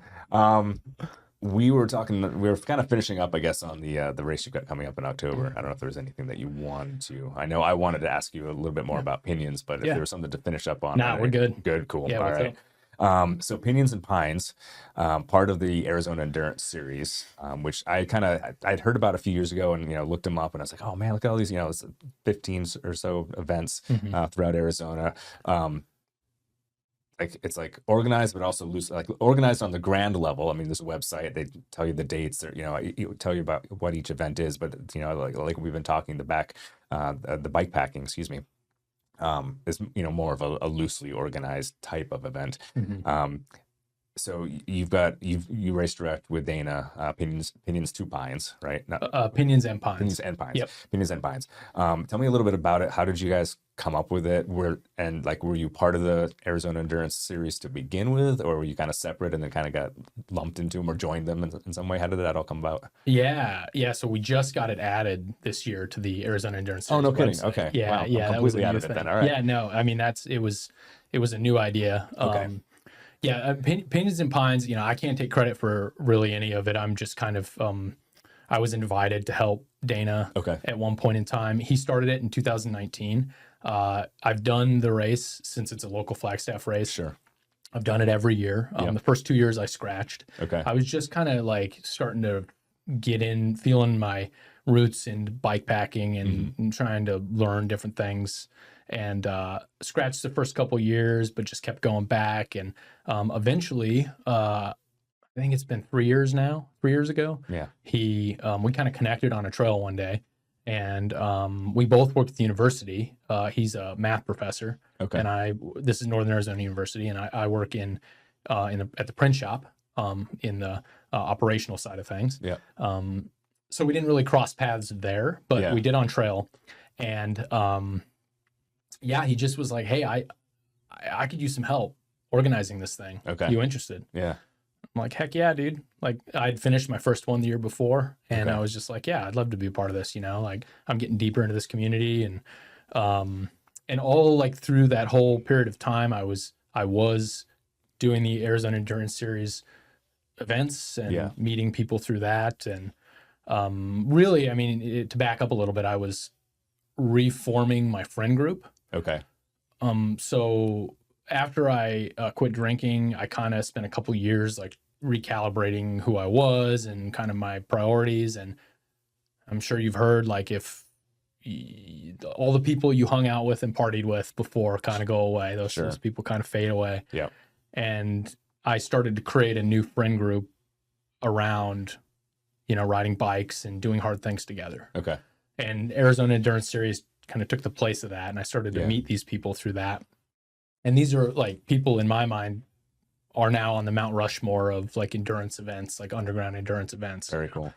And I you know, at first I was kind of nervous. I don't know, was I supposed to be competitive? I didn't know how I fit in this organization or this group of people, right? In the social scene, really. Because you'd go to these things and everybody would know each other and you'd kind of be the outsider. And but they were all very like welcoming, always pretty welcoming guys and gals. And so then it just, you know, kind of evolved over time. And then once Dana brought me into Pinions and Pines, it really kind of took off from there, like as far as my involvement in the community. And because you have to learn, like you have to start to, a lot of the stuff that's required in race directing is socializing and like reaching out to people to find out information about course, you know, particular parts of the course. Absolutely. So it kind of naturally led to this forcing me to be a little bit more social. And I'm kind of an introvert naturally, but I can play a really good extrovert. There you go. And then, you know, Dana and I just kind of started to, every year we start planning around January, what Pinions is going to look like. Yep. And I guess I would be the more administrative person now, where I work on keeping good notes and keeping information from the prior year. Yep. Thoughts, concepts that we can incorporate into the following year. Yeah. And then he kind of drives it, and then it evolves. And yeah, I mean, the interesting thing about these races is they have to stay capped at 74 people. Right. Because they're unsanctioned. Yep. And that's the permitting cap for the National Forest Service. Yeah. Or U.S. Forest Service. Yep. The congregation cap, and that includes everyone like support also. So that would be all the people that show up at the start line, basically. Right. It should be 74 or under people. Yep. And as long as you do that, it's okay to run those things. The minute you start asking for money, it complicates things. Timing. Yeah. Yeah, if you're gonna have any kind of official timing, like sorry, Oh, I mean like yeah. official timing, like you're gonna have a mat here and a mat there. Oh, does it? Yeah, Is that that's another one that's ah, it's an automatic, need a permit. interesting? A couple other things on there too, but yeah, that's certainly the number. Just in like my experience again with doing like a social group ride. Like Yeah. how many am I allowed to bring out Right. with me, right? Right. Is 20 too many? Is 30? It's like we've got 35 people. Is that going to be like is somebody going to notice? So Like, it is so on yeah, B- you find out when you Yeah. actually look into it. Like It is on- 75 is the number. So if you're less, Yeah. if you're 74, it's all good. except for BLM land. Oh, are they different? Yeah. Okay. It's very strict. I've never like actually Yep. looked to compare Yep. different landowners. So one year we considered putting opinions on BLM on Okay. Black Canyon City, Mm. and the dynamic changes. The Completely. permitting cap is different on BLM Gotcha. land. Yeah, Okay. yeah. I won't go too deep into that one, but how that ended up. But yeah, so we've kept it under that. Okay. Although during COVID, there was a huge swell in the bike industry. Mhm. Right, there Yep. was like everybody, the bike industries couldn't keep up. Yep. Everybody probably has heard something about that by now. Sure. There was this huge swell. Everybody got a bike, and then part of those people also decided they wanted to get into these bikepacking races. Right. So we had like 200 people register for opinions Wow. in 2021, I think. And we were like, what are we gonna do? Yeah. Just a little bit over. Yeah. And Just a little. but long story short, when the rubber hit the road, it dropped down to like 65 people Oh, okay. actually showed up. Actually So showed the wait list withered down, and Yep. and that seems to be how it always works out with Okay. bike packing. Because we considered at one point in time, should we put more energy into this and actually turn this into a permitted event Yeah. and charge money for it? Yep. Do we want to go down that road? And we were kind of like, nah, not really, because we don't really want to deal with like people complaining, Right. like it is a whole different. It's a whole different side. Yeah, Yeah. absolutely. Yeah, And like it- you said it before. Expectations. You have a Exactly. permitted, XYZ event. There's expectations that come along with it. yeah. Now I'm just like, oh, you didn't like that bit? I'll give you your money back that you didn't pay for. Right. So that's Yeah. how this is going to work. Yeah.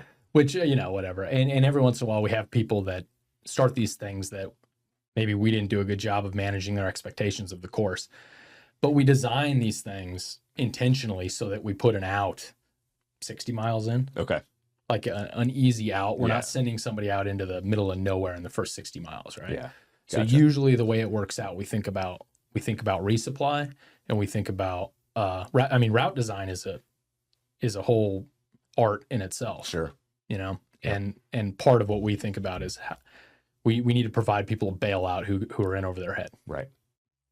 and it seems to work out. Yep. So yeah, so far it's been good. It's been a huge community of people that I've been able to become a part of, and Mhm. I'm just so thankful to everybody and thankful to Dana to give me the opportunity to do all that stuff. And just Right. yeah, man, because it's really like my identity is now part of this, the race and endurance Yeah. in general, and just Yep. this whole thing that's happened, the golden age, Yeah. like we were you talking said. about Yep. earlier, the golden age of endurance racing. Very cool. Yeah. And so he started it earlier, but how did you guys get involved with AES? Was that something that you pursued? Because that's a different. I mean, you're not the organizer of AES, Right. So did they pursue you, like, or did they, invite you into the fold as like, hey, it's a different area. We don't have a race here. We'd love to just include you guys as part of this whole thing, or did you? Yeah. Was it the other way around? I think, like that group of people. Yeah. So the different directors, the different like race directors, I guess, for the different events on AES, they're all we're all like interconnected into this Sure. community, right? Yeah. And Yep. so I think it was just like a text message where it's just like, hey, do you want to? Because the question is how much do we want to promote Opinions and Pines? Okay. Do we need to promote it more? Right. We're not making money on it. Right. We're always around our cap. So, like, if we were making money on it, heck yeah, I'd want to promote it as much as possible, Sure. right? Because we're going to try and build the biggest thing possible so Yeah. that we can, like, make it a business. Yep. Yeah. But I mean, I think it was just that's how a lot of these things happen on these underground. It's just Yeah. like text messages Gotcha. between people. And I think a guy named Garrett Mack is now the organizer. He's I think he lives down here in Phoenix. Okay. And he's an endurance dude. You know, Yeah. I rode with him on Colorado Trail Race for a little while. Nice. And I think he kind of took the reins of the Arizona Endurance Series Okay. website, and they Yeah. just had a revamp on their website Okay. because the thing was like from the early 90s. The old one. Yeah, the old I think AES that's the one I website. stumbled across like a few years ago. Yeah. I mean, I don't visit regularly, so I didn't quite, maybe I didn't pick up on it. It definitely does look fresher. I was on it just the other day. Mhm. But I do remember, I think the first one did look like, completely, almost like text-based, it's like there wasn't a whole lot Yeah, of it was pizzazz. rough. Yeah, not a lot of I think it had a counter at the bottom with the number of visitors. Number of Yeah, visitors. remember that? Yeah. Yeah, dude. Yeah, I've really seen a revamp in AES. There was kind of a drop off there for a few years where it just kind of lost steam. Okay. Because I got really hyped on it early on, and then it kind of lost. Like a few of us noticed that it just kind of lost. People weren't putting energy into it. Okay. And so it wasn't really yielding anything back out. Yeah. And then just a couple of years ago, for some reason, who knows why, it just picked back up. Yep. And people are stoked on it again. And they're stoked to go do the stuff. And there's been a bunch. John Schilling. He's the race director of the Arizona Trail Race. Okay. He's a huge, he's one of the faces on the Mount Rushmore of ultra Nice. endurance sports for me. Okay. So, Schilling runs many of those races. He's the race director of many of those AES events. Okay. Pleasantville. He just created one on, I think it's called Mogollon Mayhem. So I've heard of it. Mogollon Rim Yep. area. And then he did a gravel one there's a gravel event near Patagonia Okay. that looks really cool. I haven't done that one. And he's also, the RD of Arizona Trail Race. He took that from a guy named Scott Morris, Okay. who runs Track Leaders. Oh yeah. Okay. So Scott Morris is the key guy for Track Leaders. Yep. He used to run Arizona Trail Race. He handed it off to John Schilling. 2001 maybe, around that time. Yeah. And Schilling's been running it ever since. And this year is kind of the biggest problematic year because of the fires on the North Kaibab. Yep. Because the Arizona Trail Race has a portage Right. across the Grand Across, Canyon, where, for folks that don't know, you ride your bike from Mexico to the south rim of the Grand Canyon, which is, 700 miles or something, 650 miles. And then you take your bike. You're not allowed to ride your bike in the Grand Canyon National Park. Right. So you have to disassemble your bike, strap it onto your back, and hike down to the bottom of the Grand Canyon, and then hike back up the other side. Right. Reassemble your bike, and then ride to the North Rim to the state line. Yep. And that's the race. It's kind of like an iconic, epic Yeah. adventure that sure. doesn't involve a bike at the end or riding a bike at the Portion end. of it anyway. Yeah. So this year it's all screwed up because of the North Kaibab fires. Yeah. They closed from Phantom Ranch so the North Kaibab Trail that goes from the bottom of the Grand Canyon and Phantom Ranch to the North Rim is closed through the end of the year. Yep. So what John Schilling had posted recently, a couple days ago, is he's considering a reroute, possibly taking it down to Phantom Ranch and then back up Bright Angel Trail. Okay. So staying on the south rim. Sure. And then riding back to Flagstaff and having the finish in Flagstaff. Oh, okay. Which would be cool. I mean, Yeah. it would be really cool for me, like selfishly, because I can see people finish because Yep. it's not in the middle of nowhere like Right. at State Line. Yep. But I was planning originally on doing the Arizona Trail Race this year, Okay. the 800. Yep. I'm probably that's not gonna happen. Yep. Because I really want to do the full portage, Yeah. the original portage. Yeah. So Yeah, I'll wait. I can see that being a draw as part of it, because I mean that in and of itself is kind of a special aspect of just I would think of any race like that. I mean, doing something that you don't do anywhere else, like, pretty much. Like, Yeah. I remember the first time I'd heard of not just the race, but obviously the portage piece. I originally thought like, oh, they're just biking. They get their bike over their shoulder, like you might in a small, in a very small segment that you're like carrying your bike. Yeah. I knew you couldn't. I knew the rule was the bike couldn't be on the ground, so you couldn't just push it Right. the whole way. Like cyclocross guys. Yeah, Like so, they're yeah, carrying. you might so you kind of throw it over your shoulder, because maybe I'm thinking like mountain biking. Maybe there's something that's maybe it's too big for you to ride, so you throw it up on your shoulder, and you can't gonna push it up over the same, but you throw it up on your shoulder, kind of run over it. Right. So I'm like, oh, do they do that? I mean, that's a lot of they've got a lot of weight because of all the bags that you're carrying too. I'm like, and like maybe they make some sort of special kind of like a backpack kind of harness, right? You put the bike on, and you can just like, and I think it might have been Andy. I think it might have been Andy at Wetzel. He was talking about it. He's like, no, you have to take it, like it can't be in a rideable condition. Yeah. So you have to take the whole thing apart, and then you have whatever harness, but kind of backpacky kind of thing that you're carrying it along, and you can carry it across. And I was just like, that part's amazing. Like they should have a race that's just that. Like you start with a full bike on the south rim, you disassemble it, do a rim to rim, and then you put it back together. And like, that's the end. Like it's like finished, done. Look, judge, come check. Wheels aren't a little. You need to tighten the wheels a little bit. You're not done. That would be that's just like an epic, in and of itself. Andy took second. Did he? The year he did the Arizona Trail Race. I mean, that's amazing. Dude. Sure. He's so talented. He is. He's amazing. He's on our team. He's on our race team. Oh, yeah. So I get to see him, several times a year, and I've definitely become better friends with him since I first met him. Yeah. Incredible. His recent journey to like Australia, New Zealand, and the I think some parts of like Thailand and other areas too. Just amazing to watch some of the pictures that he sent back out of that. Lucky dog. I don't know when he's working. That's what I'm trying to figure out. Oh, I think he told me once. I'll massacre the exact what it is, but basically I think he told me something like to the effect that like he can quit, like he has a type of job where he can quit at any time, and then he just comes back and like can pick it up again almost. Oh wow. And I don't know, again, I probably massacred it. It's probably not that easy, and I don't know if it's the same company, same exact, whatever it is, but he just has that ability of being able to like, I'm not going to work for a month. I'm going to go do this, bike packing trip or whatever else he might have on the calendar. Yeah. And then I'll just come back and start work again with him. Because I think he went to like Thailand or something. Yeah. Just I stopped. Saw him for like, I don't know, 45 days or something in Thailand. It was long. He was doing 150 miles a day or something. Yep. Dude. Yep. Like he was just nuts, unintentionally training and also seeing a really cool part of the world. Exactly. Yeah. And eating probably for so cheap. Oh yeah. And good food, like really good, not necessarily a granola bar from Circle K or something. I know. Yeah. Like a breakfast pizza from Maverick, which isn't so bad. I'll admit the breakfast pizzas from Maverick are pretty good, but they're no like, Thai food from Thailand. Right. I mean, dude, he must have. I was living vicarious through him on Strava for that one, for sure. Yep, that was pretty cool. Yeah. No, I remember I found the AES probably by accident. I think it was probably like you just said it. When you kind of become a race director, all of a sudden you become more part of the community, whether you're proactively doing stuff or just meeting people and extending your network, whatever.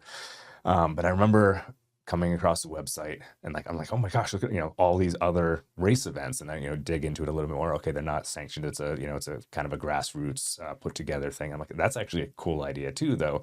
You've got these people like ourselves or Epic and Sia Rides, local, who have all these really big and iconic races. Race events. But then, on the other side, there are these that are like, underground, if same kind of epic, different kind of the same but different, I guess is what I'm trying to say. Like, it's epic and it's incredible places, and the fact that it is unsanctioned means you can get away with going into places that maybe you couldn't even get a permit for because you're just riding, right? Everybody has the public lands you're allowed to be out there. So you can go do these things where like we'll never get a permit signed for, the XYZ mountain or, certain lands beyond it because of whatever restrictions they have. But you can send, 74 or less people through it, say, hey, we're starting here, you get to go through this amazing set of sky islands down in Tucson area, but no one else would ever get to unless you just did it on your own, and we're providing a loose framework for you to follow, have this experience, and Epic will never do it, Aravaipa will never do it because we'll never get the permitting, and we're just that's just a different part of the community. It's kind of like Maricopa Trail Race. Exactly. Yeah, it's like, yep, exactly. There's some like gray areas there. Yep. But it goes through all the parks that basically all of your rides go on when you do all of your weekend races. Yeah. On all the same parks. I just got to do it all at the same time. Right. In a 30 hour period. Yep. South Mountain in the middle of the night. Amazing. First time I've ever been on South Mountain was middle of the night. On that race? 150 miles in. Didn't know what was happening. I thought I was going to die, dude. Is it clockwise or counterclockwise? I did it both ways, both years. Okay. So the first year I did what is it, end-to-end national, or what do they call it? Like, so you do all of national Yeah. trail. So I was trying to think for that portion. Were you going west to east or east to west? So the first year I went from west to east. Okay. And then the second year I went from east to west. Backwards. Yeah. Okay, the other way. And Okay. I think I like west to east better. Do you? Yeah. Okay. They were both at night at like 1 o'clock in the morning. Sure. You know, and I'm like totally just clapped out by that time. Yep. Like trying to just keep it together till sunrise. Yeah. Yeah. And I've never done South Mountain in the daytime. Actually, now that Really? yeah, It's an amazing ride. Dude. It is a good time. On like a cross country bike, it's a little much. Well, yeah, there's a lot going on. Yeah. There's a lot going on. I've never ridden the west side of it. I don't think I have. East side is obviously more popular. There's a bunch of trailheads in like the Ahwatukee and South Phoenix area. So you can get, on that side really, really easy, and you can get off of it too. Like, so you can do big loops, and if you're doing something long, you can get off, you can get to a store, you can fill up water, stuff like that. Once you get past the towers, I think a little bit further west, in that direction. I don't know where I know people do go head off a little bit west. There's a point, and I've run it a lot of times, and there is like almost a geographical point where it's like this is where everyone stops and turns around. It goes back towards the towers. It goes back towards the east, unless you're doing a through hike or run of it, right? Or bike of it too. There's a whole, and it's a good section, maybe a good 15 or 20 miles of it that is like that. But the trail out there is amazing. So I think so much better than the east side. Yeah. It's I don't know, maybe because there's not a lot of people on it, so it hasn't really been like beat up, worn down, that kind of thing. Yeah. But it just looks like, one of these days I do have to like either just start and ride it, start on the west side and ride it, or just head out and just make sure that I keep going and not get, dissuaded by, some of the bigger features that are on the east side that kind of like, I'm like, I don't want to do this today. I'm going to just peel off down here. Yeah. I think they call it coast to coast national. Okay. Is what somebody I heard coined it. Yeah. So the full, Yep. But yeah, well, at night there was a couple of things where I remember the first time I did it where I was heading eastbound. Okay. I was ripping down, and there's a split, and I chose unwisely. Oh boy. And there was a giant drop on the left side. Didn't know the drop was there. Sure. And I'm one with a small light. Yep. Bike packing light. It's 2 o'clock in the morning, and I'm skidding to a stop, and I don't stop in time, and I just kind of go for the bars. It was kind of slow motion, but it's a lot of stuff like that where like, oof. Yeah. That could have been worse. And there's some consequence on it too. Yeah. There's some stuff that there was a mine shaft. Yeah, there's a couple out there. Yeah. You just come around a corner and a big hole in the ground. Big hole straight down. Nothing to stop me from going right on a curve. Just right there. Yep. Like, dude. Yeah. Those are freaky during the day too. It doesn't get any less. Like like you said, it's right there. Yeah. It's not like it's like, oh, it's over there. Like you just could fall. Yeah. And if you fall the wrong way, you could tumble right into it. It's that close to the trail. Yeah, dude. It was dawn, and I was like, what? I didn't see that last time I was here, dude. Yep.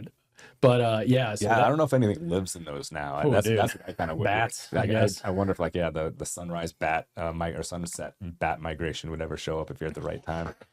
I don't know, man. But that's an epic journey. That's that whole event is like the tour of all of the parks, and you got so many great parks here. There's like the White Tanks area is pretty cool, and I think was Estrella. Just south of White Tanks. Yeah, is south of White Tanks, and the whole Cave Creek recreational area. It's gorgeous up there. It's gorgeous. It's intense. Yep. It's rugged. It is. Oh man, it's like it'll slap you in the face if you're not paying attention. It's some real rugged, hike a bike sort of situation going on. Sure. Let's see, what am I else? McDowell area is pretty cool. Yep. Yeah, so it's great, and it's great to be able to have it geographically so close. Arizona's so cool because you can be like in Flagstaff, and 2 hours you can be almost anywhere. Yeah, and be riding. So very cool. So I know the trail. I've done a lot of the trail myself, and various smaller segments and stuff like that. So do you go out to Santan in the race? The Santan Park? 'Cause No, that's the one. no. Okay. I don't think you do Santan. Because that's the one. It's like it's a good 10 or 12 miles of road to get out there. Because Santan is like Santan Valley is way out there. There's Right. no other trail connecting to it. So I was just curious if like for the integrity of the trail itself, like do they make you do the road and the loop through Santan? Yeah. Because I know the trail, if you were to do like a through hike of the trail, you'd have to you do the loop through and then you come back 10 miles again on all roads. And back, and then it gets you back onto a canal that then takes you towards McDowell's. I see. Usually. Yeah. No, I don't think But I so. can see for a race or event type race event that looping Gathering. that part off. We call it a gathering. A gathering. It's Wink, not an wink. event. Would cut that part out. It Yeah. would be, I mean, somewhat dangerous. The roads are like, your 2 to 3 lane bigger throughways out there. Yeah. Very few sidewalks, that kind of stuff. So like for a safety factor, then of course there's the fun factor too, where like you're doing the Maricopa Trail, and yes, it's technically the trail, but you're doing 20 plus miles of road back and forth would kind of take a little bit out of it too, just as Yeah. the enjoyment piece of it, I guess. Now there is another bikepacking route called the Queen's Ransom. Okay. John Schilling, this is a brainchild of John Schilling, that does do Santan as part of it. Gotcha. So I have been through that area. Okay. And that's really cool. Going through that at night is really cool. Santan? Yeah, the Santan area, just like being in the mountains, and then you kind of crest the top of the mountain and you see all of Phoenix. Phoenix laid out in front of you. Yeah, and at night, dude, it's just special. Yep. Like it's magical. South Mountain has that effect too. I mean, we're much closer to the city, but from where I live, I access it usually from the south side of the mountain. So if I'm climbing up and over, it's the same. You get that same, like you get to the top and then boom, Phoenix is just like spread right out. And I'm usually doing it like early morning. So, technically it looks like night. It's, the picture I take looks like night because it's dark. So you just get that light spread. It's just like going out. It's such a cool effect. Yeah, dude. Yeah. It's cool. It's cool. So there's a huge, it's a very growing community down here, and just the trail system is great. And it's just awesome. Yeah. So cool. Yeah. You are a podcaster. Yeah. And I think I said this. I might have said this way early today.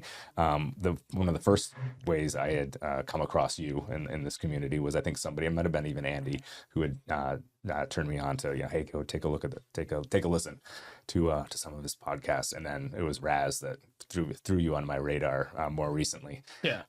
But you're the first podcaster I've had on this podcast, and you talked a little bit about it earlier. You said it's kind of like one of your exit one of your exit strategies kind of like popped out of the conversation. But I did want to have a directed conversation a little bit about it.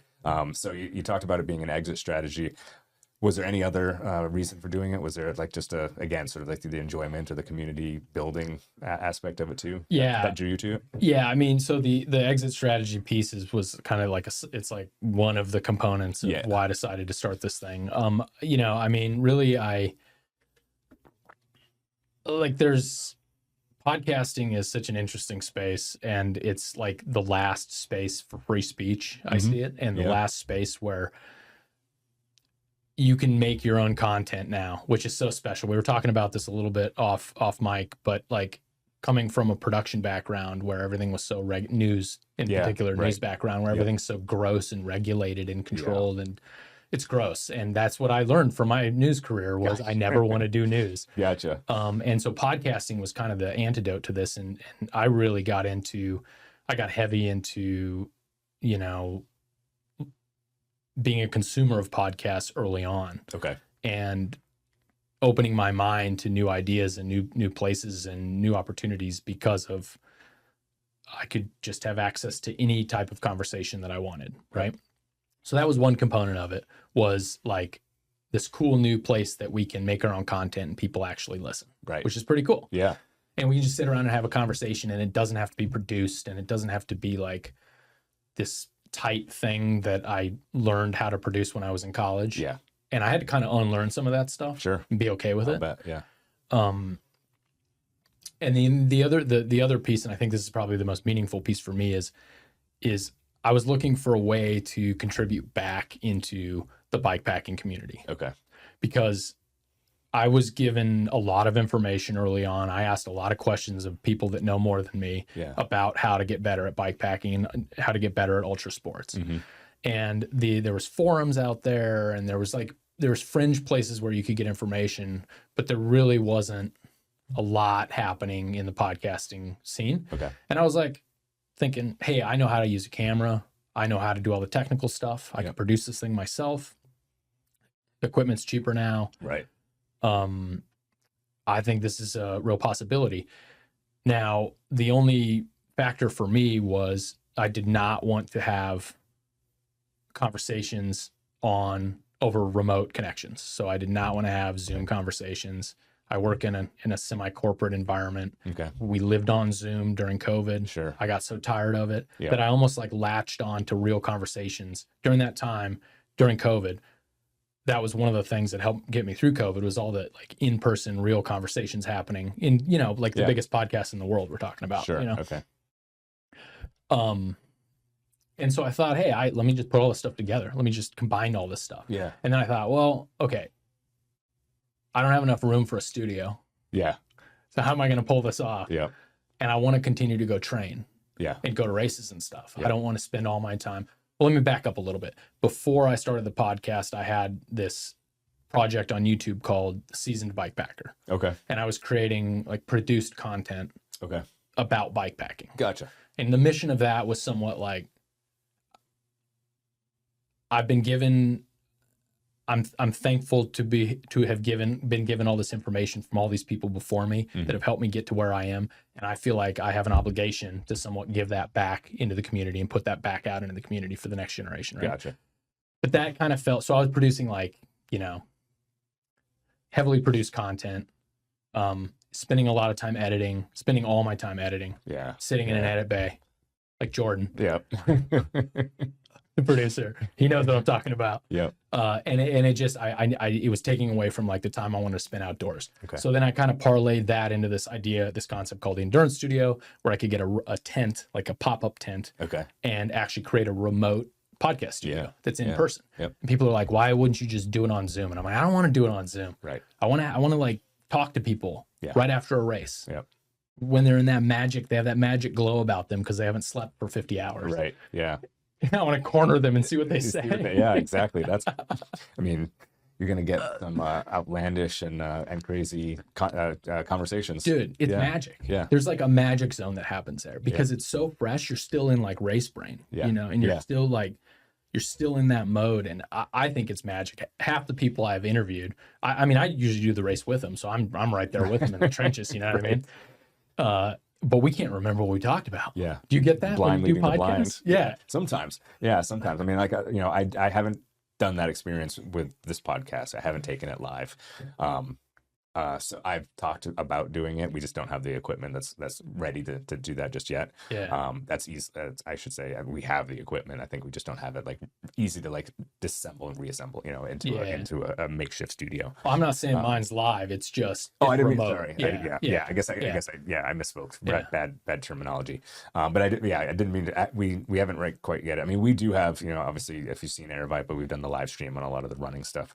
Yeah. So we do have a big production, but that is a big production. I don't have anything yet, where it's like it could be just the two of us, a small pop-up tent that we can turn into a studio.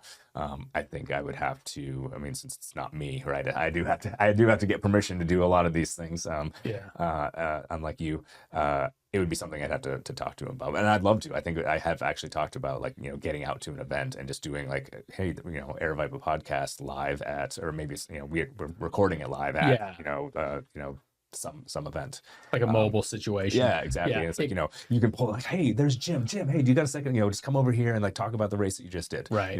Get somebody for 5 minutes and stuff like that, and do that throughout the course of the day. Do like a walkthrough at the event. As you're seeing, here's the finish line, people are coming through, and here's the beer garden where people are hanging out afterwards, and here's all the taco trucks lined up, and just kind of intermingle some of that with like actually talking to some people afterwards and seeing what their day was like. Yeah. I'd love to expand to it. It's not quite where we're at, but it's got a lot of problems. It's difficult, dude. Let me say this. Yeah. Like a controlled environment like we're in here, I envy this. Sure. I was going to ask you, like, so if it's I didn't think it was a tent. I guess I've heard of it, and I mean, obviously I've heard of it. I knew that you had the ability, and that was your goal, was to do mobile, like you had, just like you said. I know I've seen it. Are all of them I've done a couple at my house. Okay. Maybe Yeah. those are the ones that I've caught where I actually saw it, because usually I listen in the car. Okay. So I don't see many of them. And I swear the ones that I've seen looked very much like you're in a room somewhere. When you hear like the planes flying over and like the crazy people from the park like coming and like. So that's what I was gonna ask. As soon as you said pop up, I'm like, so how do you deal with the background noise? You just that's part of the part of the experience, part of the shine on it. You know what I mean? Like it just is what it is. You know, I've had all kinds of wild experiences. I'll bet. But you just go with it because like that's what I want to produce. Sure. And it is pretty cool. Yeah, right. And I wanted to make something that is unique and nobody else is doing. Okay. In that space, in the bike packing, but it kind of became like in the running space also. Okay.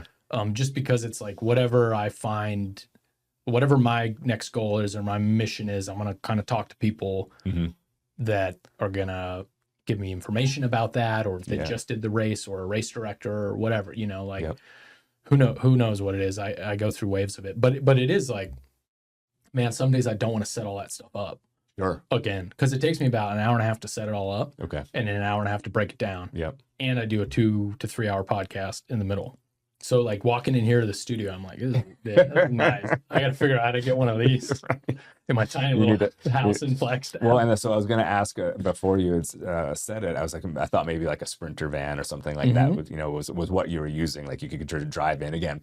Maybe it's 90% set up. It's obviously some stuff that you would want to pack up in between drives, but would be pretty much mobile and very easy to assemble, disassemble. That's the retirement plan. Is that it? Okay. Yeah. That would be the retirement plan. After we get our house paid off, maybe I can, it's like money, it's like, I'm not running a business. Like my podcast it's not a business. It's a side project. Yeah.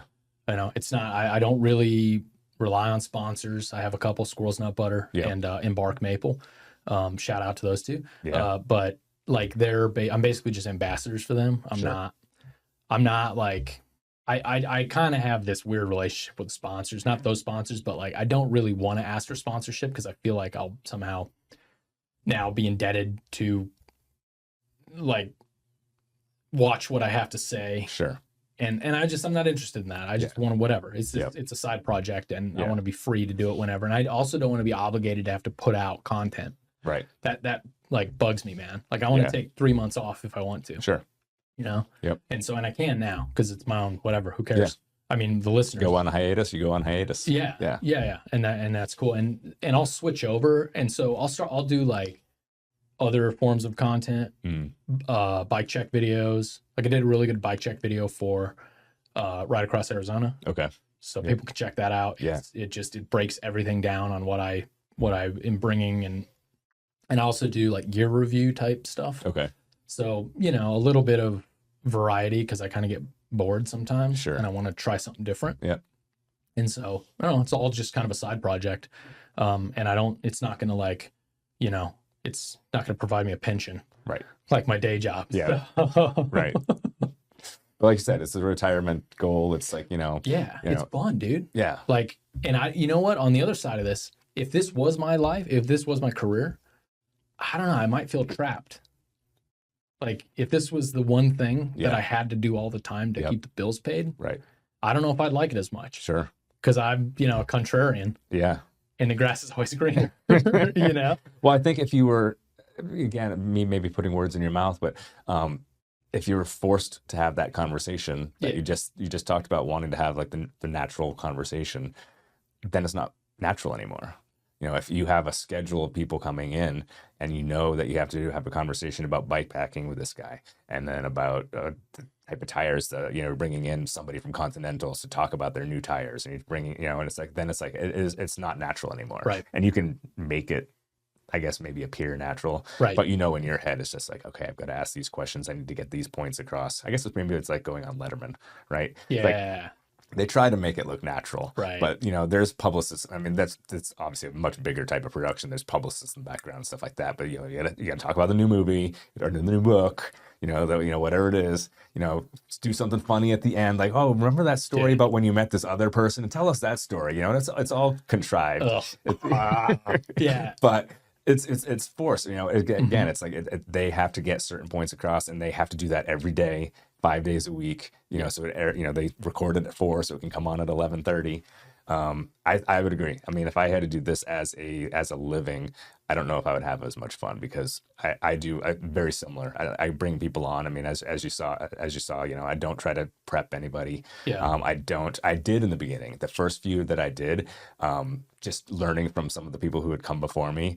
You know, write up 20 questions, or, you know, have them fill out a little bit of a biography of themselves before they come on. So you have a little bit. I'm like, I'd rather just go check out their Facebook or their LinkedIn or like anything else, where I can find a little bit about you, so I have at least, you know, something to start with. But I don't want you to come in and like we sit here and like, okay, question one. Larry King. Yes, you know, Larry like, King style. what is your name? Right. What is your favorite bike race? Right. Right. Yeah, that would be so. And then you just do that ad nauseum every day, you know, dude. 5 days a week. I think there's a particular type of there's a type of person that can do that, right? And Absolutely. like I kind of envy those people. Yeah, but, I mean, Larry King, he's made a career out of it. He's an excellent interviewer. Yeah. Wouldn't put anything past him. That's not the way. Like I did kind of wrestle with that myself. I'm like, I'm not an interview. I've never done an interview. I didn't work in a school newspaper or a school TV. You know, I've never sat down with anyone and said, tell me about the play that you did, you know, tell me about whatever, you know. So in the beginning I guess it helped me start at least so I could get sort of comfortable in the space. Yeah. Like sitting across from someone, I'm like, okay, I've got something to like fall back on in case my brain freezes and I don't know what I'm doing. But as I got into it, I'm like, this isn't me. And I found that I could obviously talk a little bit more naturally with a person, just like I would if we bumped into each other at Starbucks and found out we both ride bikes and like, oh dude, let's talk about bikes and drink coffee. Yeah. You know, and then we're just doing it in a little bit more formal of a space to record the whole thing. Yeah. It's so cool because coming from the news, it was so formulaic and gross. Right. That like, I just, you know, those days are over for me. Yeah. They're still like clawing for relevance. Yeah. Those sort of programs. But I really see podcasting as the future. Like I saw like a long time, like 5 years ago or whatever, it started to really, and now with it influencing the election and stuff like that, that really kind of put podcasting onto the map as like, this is something that needs to be considered. Like this isn't just a fringe thing that's happening anymore. Right. And the thing with endurance sports is you have all this time training and doing the event to listen to podcasts. Exactly. And I mean, I go through hundreds of hours of stuff, you know, while I'm out here doing these things. So it's almost like a self-feeding loop a little bit. Yep. But it's just really cool to be able to just make this content. Yeah. And people are interested in it. Right. It's kind of wild. Yeah. The fact that you like, and you know, I'll admit to, you know, occasionally checking out the numbers. Oh yeah. I don't chase it. I don't want to know that kind of stuff. And I don't want to obsessively look at it, but occasionally it's like, I wonder, you know, I had so-and-so on. I know they've got a big fan base in Phoenix, you know, did anyone check it out? Right. But I kind of forgot where I was going with this. Yeah. It's like, I guess it's in the sense that I want it to be popular. I want it to be consumed by others. But I'm not going to live or die if I see an 11 versus like 111. Some of my favorite conversations didn't get any views. Right. Yeah. But I don't care. I loved them. It was great. And I think what I actually now kind of just hit me, the idea and off of what you just said was, I love the fact that someone out there is probably going to listen. Yeah. You know, and maybe it's just mom. You know, maybe she's just checking out what her son's doing. Yeah. But no, you know, like someone's out there and they're going to see, you know, your name on the title of this podcast and they say, oh, Dylan did it. You know, Dylan did a podcast. Not, you know, he wasn't hosting it. He actually sat in on one. I'm sure it's not your first, but you know, they're going to, I want to hear what he has to say on the other side of the table, or I just know the guy and I'm really interested in what he does and I want to hear what he has to say. So just the fact that there's somebody out there, you know, most likely, I don't think I have any goose eggs, but you know, I think everyone's gotten at least one view. You know, there's a podcast out there for somebody, and they'll all at least be hopefully enjoyed and consumed, but checked out by someone who's interested. And you know, I don't have to have 1 million+ followers.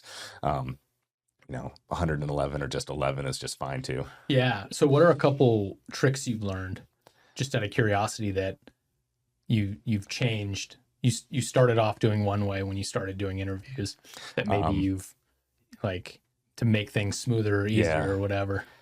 So for sure the questionnaire type thing, you know, like sending this out. Okay, hey, you're gonna come on. Here's this, you know, fill this out and send me back, or tell me what topics you'd like to talk about, and we'll hit those topics. So scrapping that. wanted it to be, again, like a normal conversation, like we bumped into each other at Starbucks. So that was definitely one. I think secondly too, and it happens. I think it's learning people, because like I said earlier, I'm no interviewer. I don't have any experience kind of in this space of like talking to people for a long period of time, unless I'm just talking at them in other aspects of life, not in a conversational type of way. Yeah. So I think learning that, because there were times in like the early ones where I think my brain did freeze, and I literally was like, Deer in the headlights. like, I don't remember what they just said, and I don't remember what I was going to ask them, because my mind went here for a second and everything else disappeared. And I think just the getting more comfortable in the space, and just not having, because you have that like that moment of terror when it comes in, and then it really freezes your brain, and you're just like, you're really stuck. Yeah. Like just having, and it's kind of like, it's training for an endurance sport. It's like I've done it enough times where like my brain goes, shh, quiet, just say something, and it all works out. And half the time no one even notices it, because it was really only like half a second of a blip. It just felt like 3 minutes for you. Yeah, dude, you just manipulated time. Yes.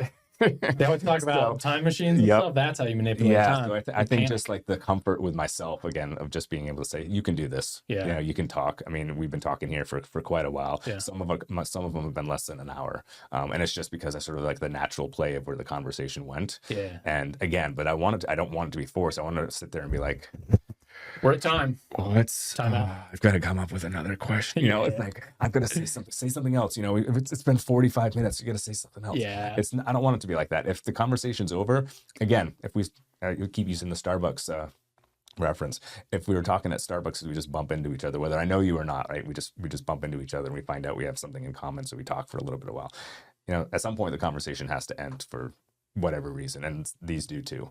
You can't force it into eternity. You can't make this 4 or 5 hour thing happen if it's not going to naturally happen. And so trying to force like, oh goodness, this has to be at least an hour, or else no one's going to pay attention, or you're going to get like flack for, like, dude, it was only 30 minutes. How come it was only, well, we ran out of things to say. The topic wasn't as rich as I thought it was going to be. Sure. And so just like knowing that, and just being like, okay, it's good. You know what? Hey, we're going to sign off. It's going to be the end. Maybe we'll have you back later, or we'll talk more about this at another time. Maybe this wasn't the right conversation to have, or the right way to go about this particular subject, but be good with it. Have you ever done one that you didn't air because it didn't go good? Or no, I think I've aired them all. Okay. Yeah. And I've done a few Zoom teams, whatever video ones. And I have a couple actually coming up that I'm doing, just because I can't get to them. They're out of state and I just can't get to them. Yeah. I try to, if they're like, your Flagstaff fairly close, but if you weren't willing to drive down here, I would have no way to get up to you even, right, to have done this. So thanks for driving down, by the way. For sure. Like, so when people are out of town, even if it's just out of town like Flagstaff, it's usually about, hey, are you going to be in Phoenix sometime? Maybe we can carve out a couple hours of that trip and sit down and talk. And so I've had that conversation with multiple people, and we've done that similar to today, where we found a time when you kind of made the time to come down. It's a little bit different. But if someone was coming in, maybe they're doing another race or doing some other event here in Phoenix, it's a big enough city that there's a reason to come here for other reasons. I'll be, hey, let's, oh, you're going to be here these 3 days. Can we, do we have time to like sit down and talk? Yeah. And so I try to do most of them live too, but I've done a few that I just wasn't gonna happen. Yeah. And it's a little bit of a different thing, because, you're staring at yourself at that little box, and then their big head is like on the the screen. Yeah. And it's not like having a conversation naturally across the table like this. I mean, I want to clarify something on that. Yeah. Too. Like, this is my personal preference. There's plenty. I've learned a lot from podcasts that are remote and on Zoom. Mm-hmm. I'm just really bad at it. Maybe that's what I am too. It could be. I'm just way better at this. and because I learned during COVID that I rely heavily on nonverbal cues. Gotcha. Heavily. Yep. And I struggled through all of the interview, or all of like the meetings that I had during COVID. I just struggled so badly. Yeah. And I realized, like, okay, this is what I'm going to lean into. So whatever, I'm going to lean into my strengths, right? Yeah. What that does for me is it limits the people I can talk to significantly. Sure. It makes it way more difficult for me to organize a podcast. I have to set up this freaking studio one more time and break it down one more time. Right. Dude, which, like, I mean, that it's hard to stay motivated to do that. Yeah. Like, after you ride 500 miles and then, right. whatever. But I've got an idea for you. What? I think Pinions to Pines needs to be an organized event that you take money and you put that money towards your sprinter. Okay. All right. Or just come up with a different. Maybe talk to maybe Dan. don't Pinions is its own.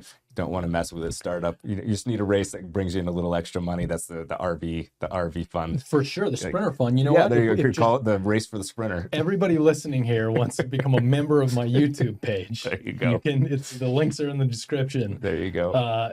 To fund my sprinter project that my wife won't let me buy because seriously, she won't let me buy a sprinter. Uh-oh. It's really a bad investment. The A vehicle? sprinter in general, The like vehicle? an RV Okay. or whatever, they're Yeah. just not a really good investment. Gotcha. Like from a monetary point, especially on a project that doesn't make any money and doesn't have any sponsors. True, Let's true. be realistic. Yeah. Okay. Yeah. You'd have to change your tune to the sponsorship and maybe get a wrap for Squirrel's Nut Butter or something. Yeah, exactly. Dr. Yeah, Chris. it's girl. Yeah. Yeah, I'll have to like back off the like hardcore sponsorship Right. thing or whatever it is. I don't know. It's that like contrarian attitude again. Yep. I guess again. But yeah, No. man, that's interesting. Yeah, a couple things that I've recently learned on podcasting is like I always had trouble starting and ending them, Okay. and I remember back in the day in the newscasting days, it was always like 3, 2, Right. 1, you're on. And I'd Yeah. be the guy in the back in their ear. Like Okay. I was like on the TD board Yeah. with all the buttons, Okay. like a board like that, Sure. but way bigger. Yeah. And there was a deer in the headlights moment that I remember now where we took to one of the reporters, because this was like a very small news station, Okay. very small. They took kids right out of college, Gotcha. and it was a pipeline, Sure. right? And they either sank or swim Yep. at this news station, I and they getcha. usually sank. But every once in a while, one of them would swim and make it onto a bigger news station. But Okay. we just had the greenest news people. And there was one moment where I took to the camera, and the girl was just like, Oh boy. and we're all like looking at each other in the back in the production area, like, okay, what do we do? Right. We take to the weather guy. That's what we do. Yeah. There's a guy named Lee Bourne. Okay. He's kind of a legend in Flagstaff. Gotcha. He could talk about weather from anywhere, like, because he was like on the remote mic. So you'd take to the weather screen, which Yeah. didn't have anybody No on people. it, Yeah. and you'd say, cue Lee Bourne. Yeah. And Lee would be like in the bathroom, and he'd be like, well, it's going to be, we're seeing a little bit of a cumulus cloud forming over here Yeah. or whatever. Yeah, I don't know where I was going with that, like Vietnam flashback there. but the things I learned about Yeah. podcasting is the starting and finishing. So I realized like I have to have some sort of icebreaker question at the Okay. beginning. Yeah. That always helps just to like get Yeah. everybody warmed Yeah. up. And the one other component of kind of the reason why I started the podcast studio was I felt like in the bikepacking space there was opportunity to talk about controversial issues, Okay. and nobody was really talking about it. Okay. Like gender in sports, for example, is one of them. Rules, like controversy about rules, performance enhancing drugs Gotcha. in Yeah. sports. Like nobody in the bikepacking space, nobody was really, everybody, it was all like, it was all frothy. Everything was frothy. Okay. And everything's great. Yeah. When it's one of like the grossest, grittiest sports where people are sleeping in ditches and in pit toilets and Right. stuff, Right. and everybody's just like glossing it over and making it all seem like it's Rainbows. Rainbows. Unicorns. Yeah. Yeah. Okay. and nobody was making a space. And I don't know if that's because people were concerned about sponsorship and compromising their sponsorship if they Sure. start to talk about Yeah. controversial subjects, Yep. right? But I just wanted to make a space where people were okay with having in-person conversations like Yeah. humans about things that nobody was talking about. So, and Interesting. yeah, and How's the feedback been? pretty good. I mean, there's Yeah. typical stuff online, you post something and you're just like, sometimes I'm like, get the popcorn. Right. I'm going to put this out Yep, about yeah. e-bikes or whatever. Like Yeah. e-bikes. Oh, are there you go. probably- That's always, oh, yeah. dude, e-bikes are great. And I'm Yeah. very like anti e-bike as far as I'm not completely anti e-bike. It's got a use, it's got a purpose, Sure. it's got a place it can be. Absolutely. And I wish people would respect that, because we all need to like manage. We all have a responsibility of being in the outdoors Yeah. correctly and understanding the land use and where you can do what. Yep. And e-bikes, just people just shit all over that. They just are like, it doesn't matter. I'm just, most of them. Yeah. Like, there's a few good ones. Yeah, well, and there's a few purposes where it actually is a really good asset. Folks with disabilities. Yep. Like there's time, but almost 9 out of 10 times what I see is just people, because it's easier. They're just like, this is easier and it's fun. Yep. So I'm just going to go ride all over the Arizona Trail, which is a national scenic trail. Right. And e-bikes, No motorized vehicles aren't allowed. Right. So anyway, I post that out and it's like, hit the popcorn, dude. Here we go. Yep. I hear you. And my biggest video to date, bizarrely, it was this kind of throwaway video I made about air tags. Okay. And bike theft. Yeah. And what would actually happen if you had an air tag on your bike and somebody stole it? Yeah. What would that process look like as far as recovering your bike, calling the police? Could they go in and search and seizure based off of an air tag? Yeah. Like, what's all the legal ramifications of this? Yep. And dude, everybody wants to tell me where they hide the air tags on their bike. I swear to God, 3 comments a day. Really? Oh, you can just take the speaker out. Oh my goodness. Yeah, I know that. I'm not going to tell you where I hide my air tag, guys. Like the combination to the safe is. Yeah, dude. And then one person out of, I don't know, thousands of comments says, why are you guys all posting where you put your air tags on your bikes? Would you also post your address and when you're out of the house? Dude, it's bizarre. And I made that video like 2 years ago and it still gets at least 3 or 4 comments a day. Wow. Yeah. I'm just like, okay, that actually like propelled my YouTube channel into monetization. Okay. Yeah. And it's not very much monetization, but it was like a milestone for me, Yeah. Because now I need to make the podcast and like I barely get any numbers. And I'm just like, I don't want to do the things that make money. I want to do the thing that doesn't make money, whatever. Yep. But yeah, the whole YouTube thing is an interesting. The first year I tried to figure it out, I was like, oh, I'm going to make a video on this. Yep. And then it would get 700 views. Okay. And I'd just be like, I don't understand. Right. Where's everybody? What? I thought this is, and then I'd make this stupid throwaway. Like I did make a video on e-bikes and it just did not get any traction. Really? Yeah. Cause it was kind of neutral. It was like, it wasn't controversial. Okay. It was like, well, they're okay for commuting and this and that. Sure. But they're not okay for this. And nobody wanted to hear that. They wanted to hear me saying, you can't be on this trail. Yeah. So I don't know, man. It's a weird space and I don't even look at that stuff anymore. Yeah. Like I don't have any social on my phone. No. Nope. It's bad business. I get you there. I haven't quite hit that cutoff moment myself. It's still there. I still look. I try not to be. I'm less engaged. Even on my own posts, like I'll post and ghost, as I think is what they say, right? Yeah. I generally don't come back to even see it. And granted, I'm not.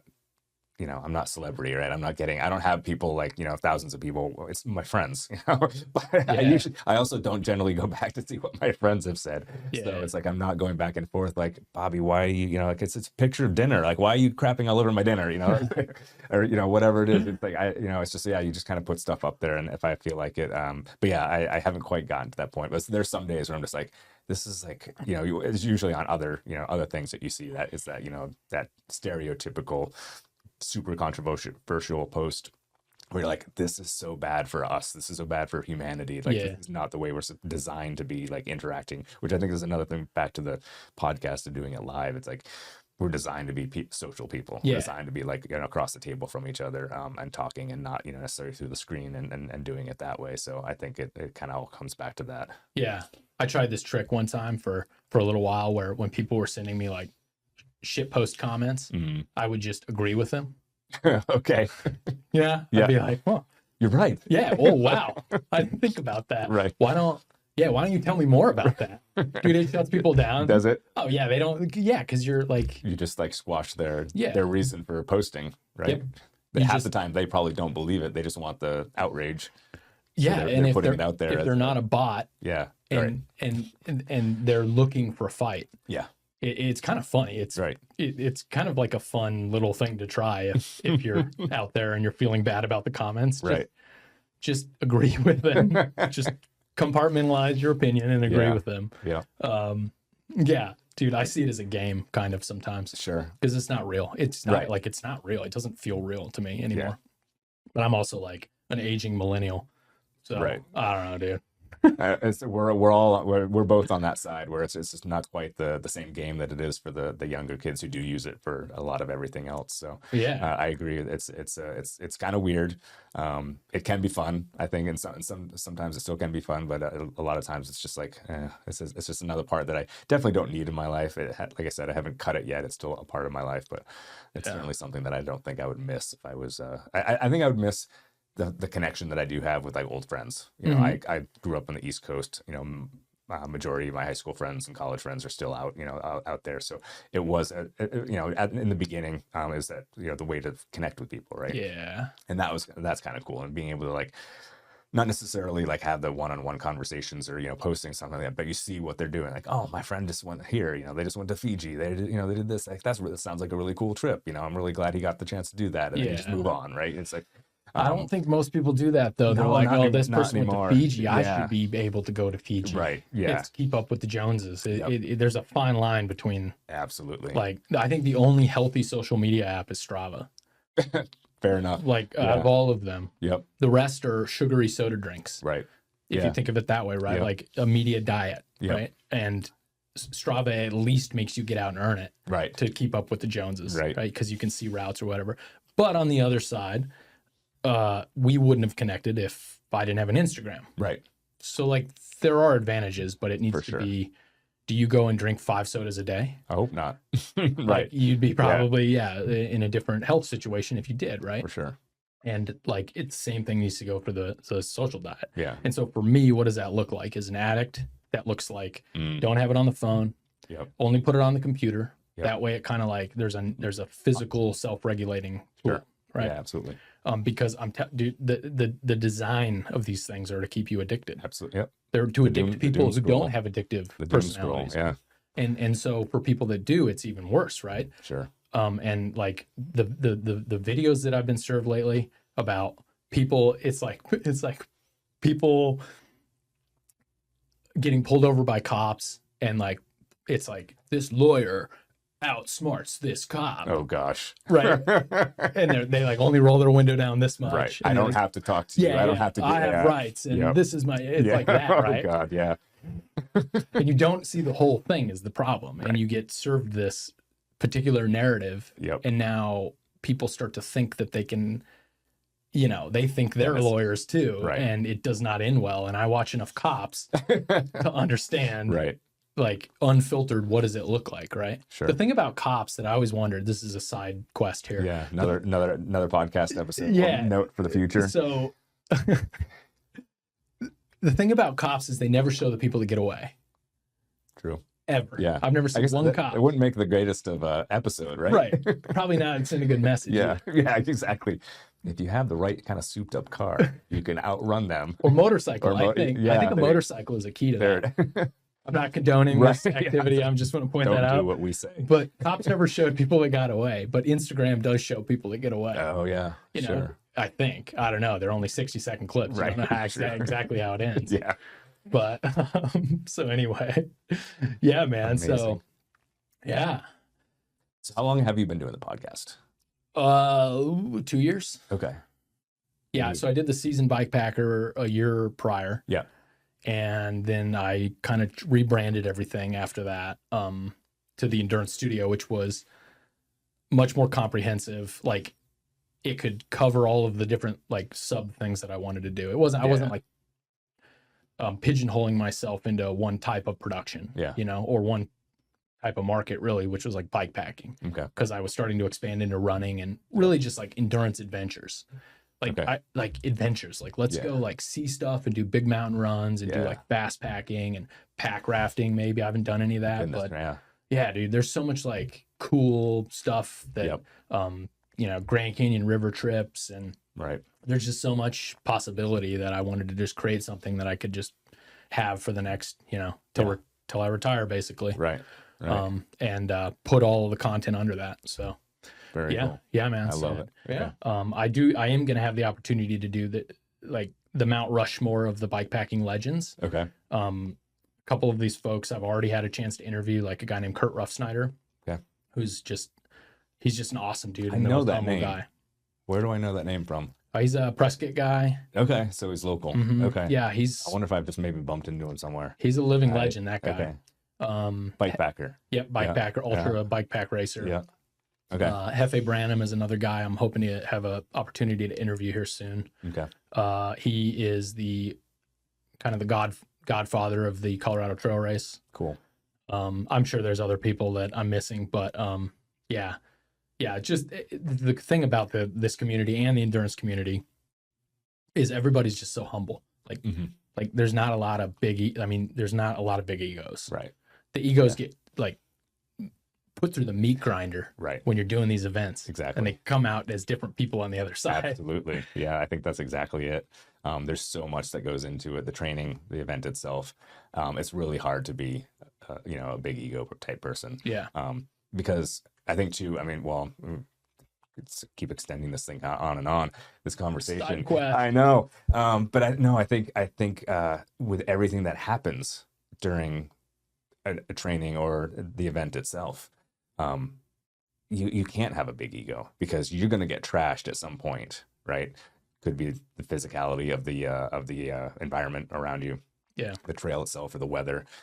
It could be yourself. You physically you just completely break down, and that could be physical or mental, I guess, even, right? We were talking about, a little bit about both of those earlier. You could have a complete mental split from yourself, not know and not be able to do any of the things that you need to do. Yeah. Or not want to, right? You just stop. It's like, I don't want to move another foot. I'm done with this kind of thing. It could be, and it could be the physical. Like it could be your nutrition that's, making all of a sudden, you're cramping, your hamstrings are cramping again and you can't move.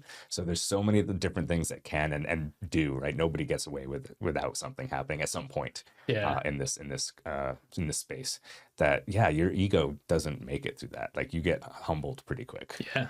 It's pretty cool. Yeah, it is. It is. I mean,